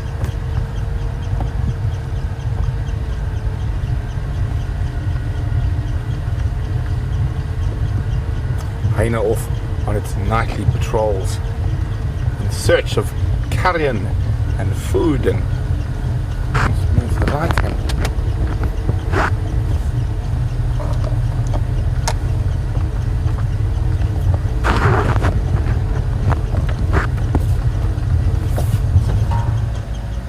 So he's starting to run away. We keep following. So I'm gonna let him relax a little bit. How's it looking there, Brian? Yeah, good. So he stopped. Yeah. So the hyena is probably about 40 or 50 meters from me at the moment. I can just make him out, just see the movement as he heads towards our camp.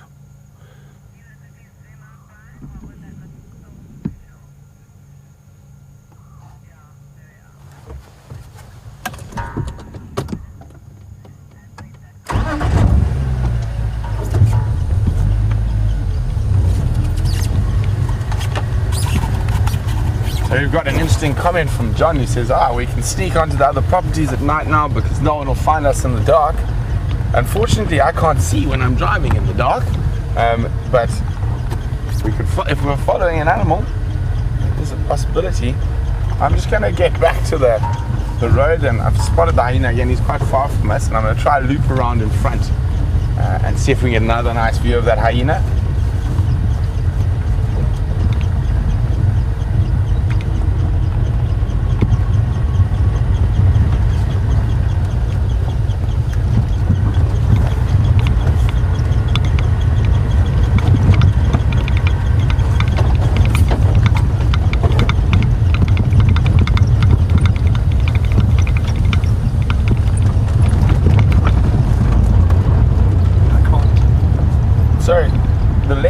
That's as wide as it can go at the moment, unfortunately. But as I said, we are testing.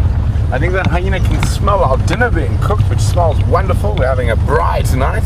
There's the hyena, and I think he's a bit jealous.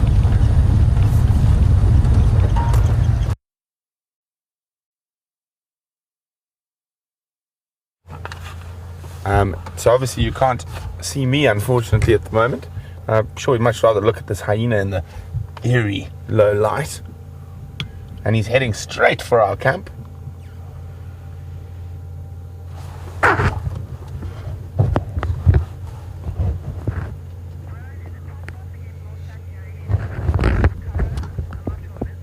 No. So unfortunately it is monochrome, but Brian's saying that's all he's going to be able to get out of it. Now that hyena is literally, I might have to have a talk to that hyena. It's heading straight in to visit the camp.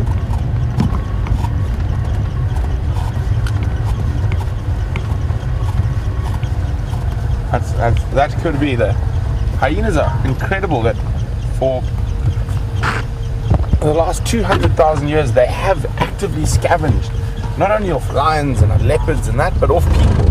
And we're incredibly messy, so he's just seeing if there's a gap. He's just walked past. You can see the entrance to our camp there. The gate's still open because we're a house. And just coming to have a squiz, make sure everything is hunky-dory. And there we go. He's just walked. He's checked the entrance gate. See, he looks like he's guilty. He was going to go try and get into the rubbish. So as I was saying, hyenas have been scavenging off people for the last 200,000 years. And they do have a natural fear of man, but not to the same degree as lions and that. They didn't really kill hyenas, sort of chase them. And even if you chase a hyena away, they normally run a little bit and then they'll stop after about 50 meters and carry on walking. They're not nearly as afraid of us as sort of lions and leopards. We still got them.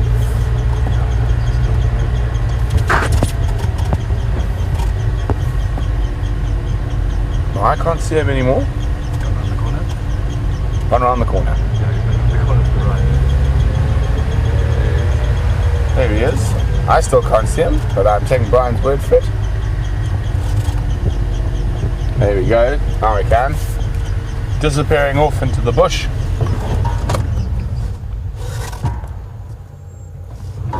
But they are fascinating creatures, and we definitely need to try and find the new hyena den.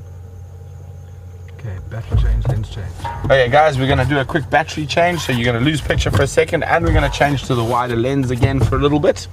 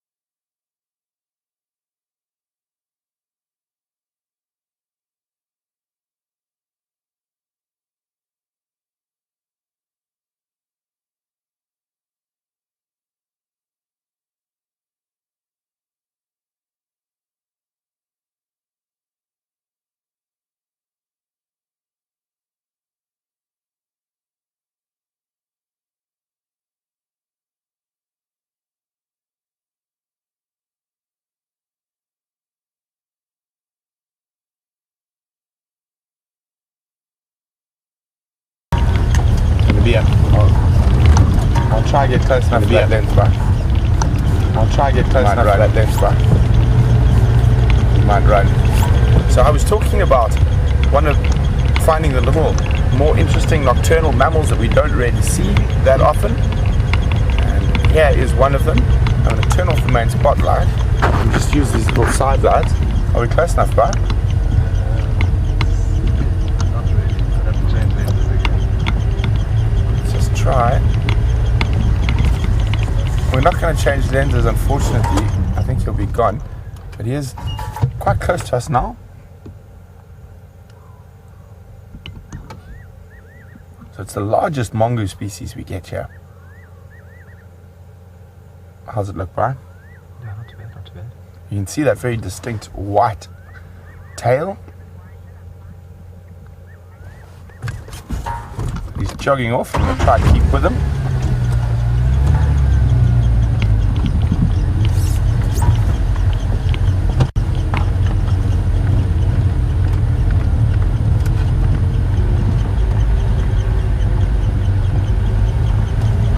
So it's off foraging.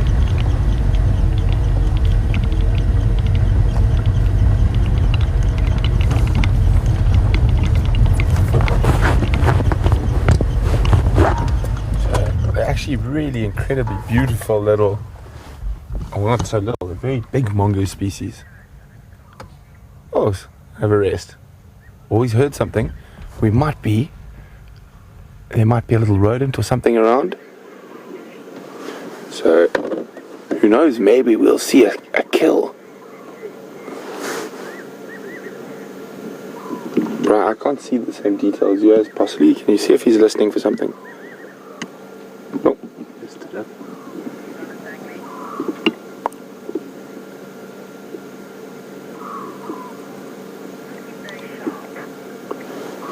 He's listening possibly for a small rodent or something in the grass or an insect.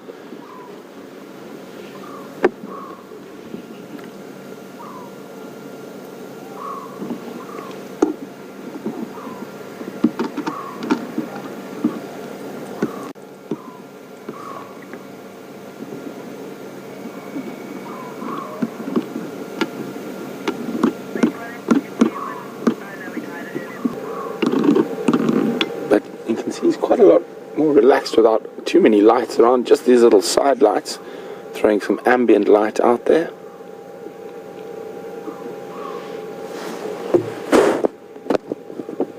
Let's try a quick lens change. We're going to try, because he's being so still, a quick lens change.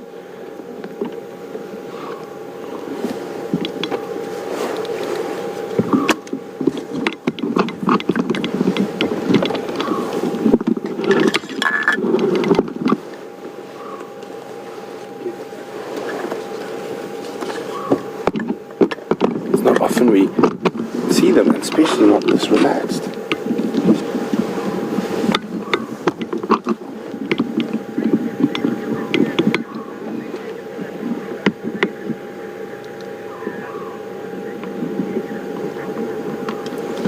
So guys, it's really important, and you, all our viewers out there, are really, really important to us.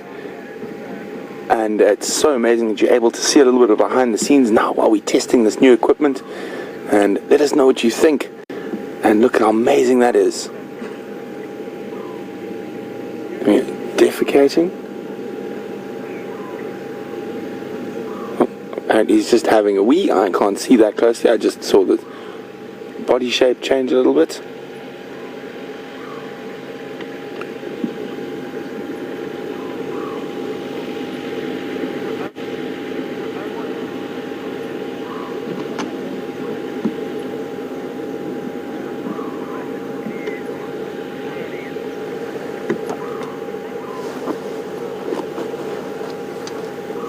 So isn't this amazing?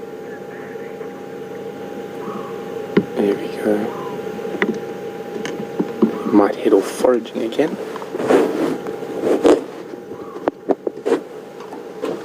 I'm just going to move forward to try to catch him.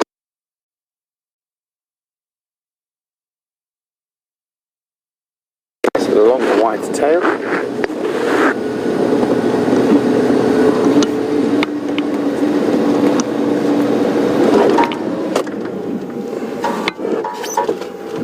Got him, Brian? Yeah, it's just behind the sticks.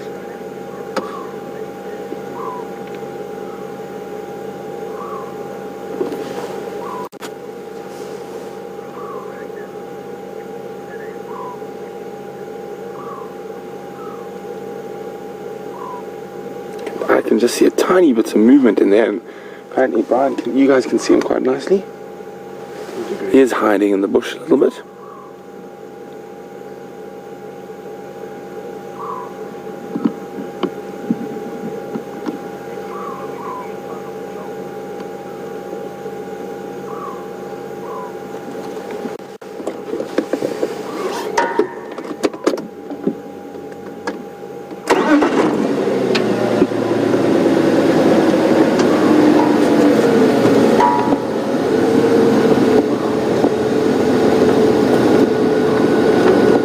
Sneak around again. Down to the right.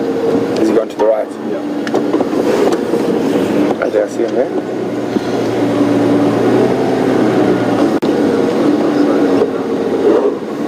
Try to get behind this little thicket so we can see in.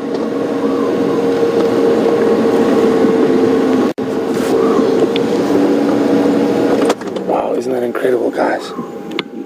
He's letting us get very close to him as well. This is definitely one of the best visuals of a white-tailed mongoose I've ever had.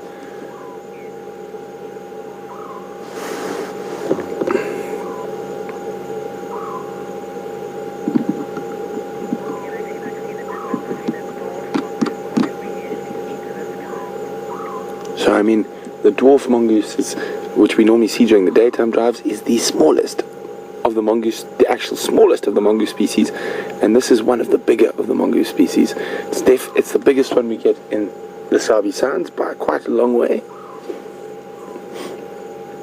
We see them, they're quite often seen in pairs, but often they'll be found foraging solitary, like we found this guy.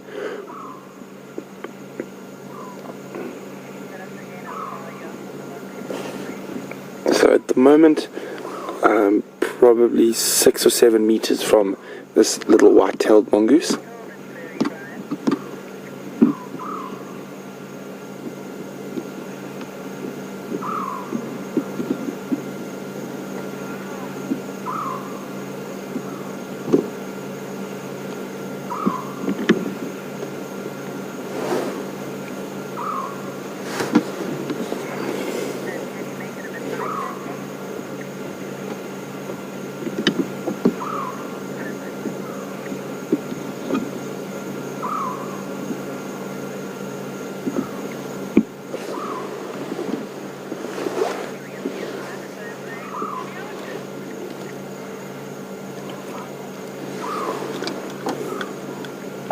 Having a little snooze.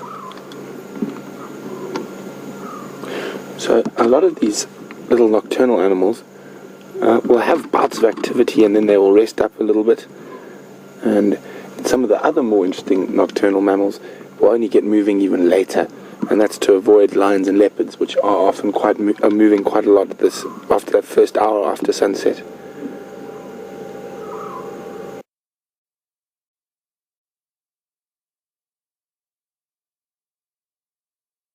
So far? Thoroughly enjoying it so far. Definitely.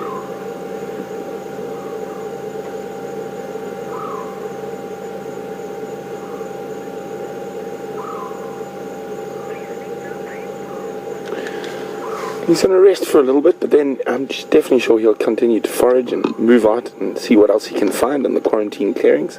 Probably hunting for rodents at this time of the year.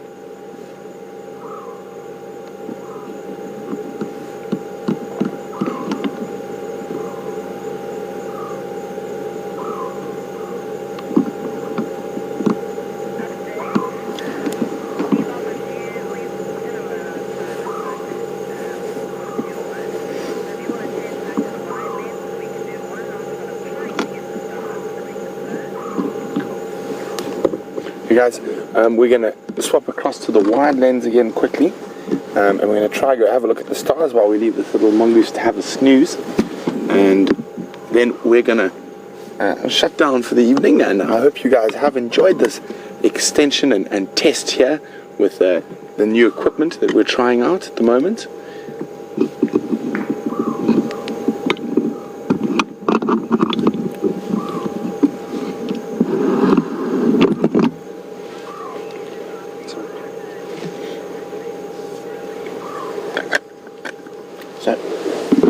Little white-tailed mongoose here is having a bit of a rest, but he was definitely foraging or hunting. Ramey was asking that, but at the moment he's going to have a little snooze, I think, before moving on to try catch something else. And when we're ready, are we ready, Brian? Yeah, we're ready. Cool. And we're going to go find a little bit of a darker spot and see if we can get those stars. Goodbye, little guy. Thank you.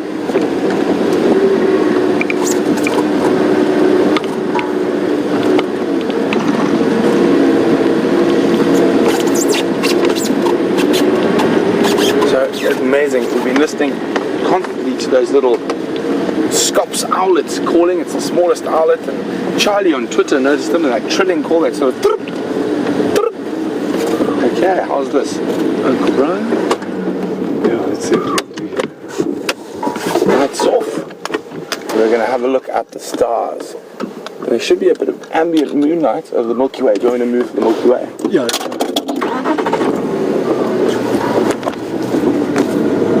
How's that?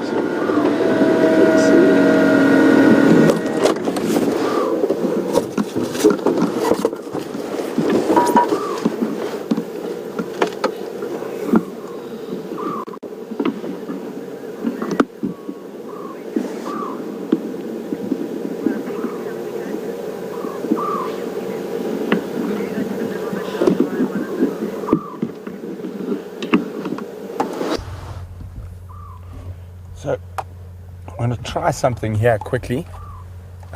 Brian, you can see the Southern Cross. Yeah, let me try and get there.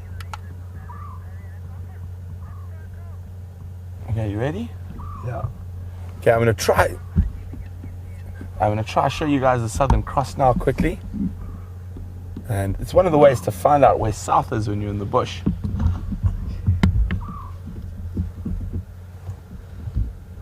Tell me when you're ready. Yeah. Okay, so that is what you call the Southern Cross, and those two over there are the 2 pointers, Alpha Centauri and Beta Centauri. So to find south, you take an imaginary line from directly between the 2 pointers and draw it down into the sky like that. And then you take the longest axis of the cross and you do that, and where those two lines bisect, drop, and we have south. And also interesting about the pointers, Alpha Centauri is actually a binary star system, and the closest star to Earth apart from the sun is in that star system, and it's called Alpha Proximus, and it's about 8 light years away from us. So unfortunately it's still a bit too light to show you Scorpio.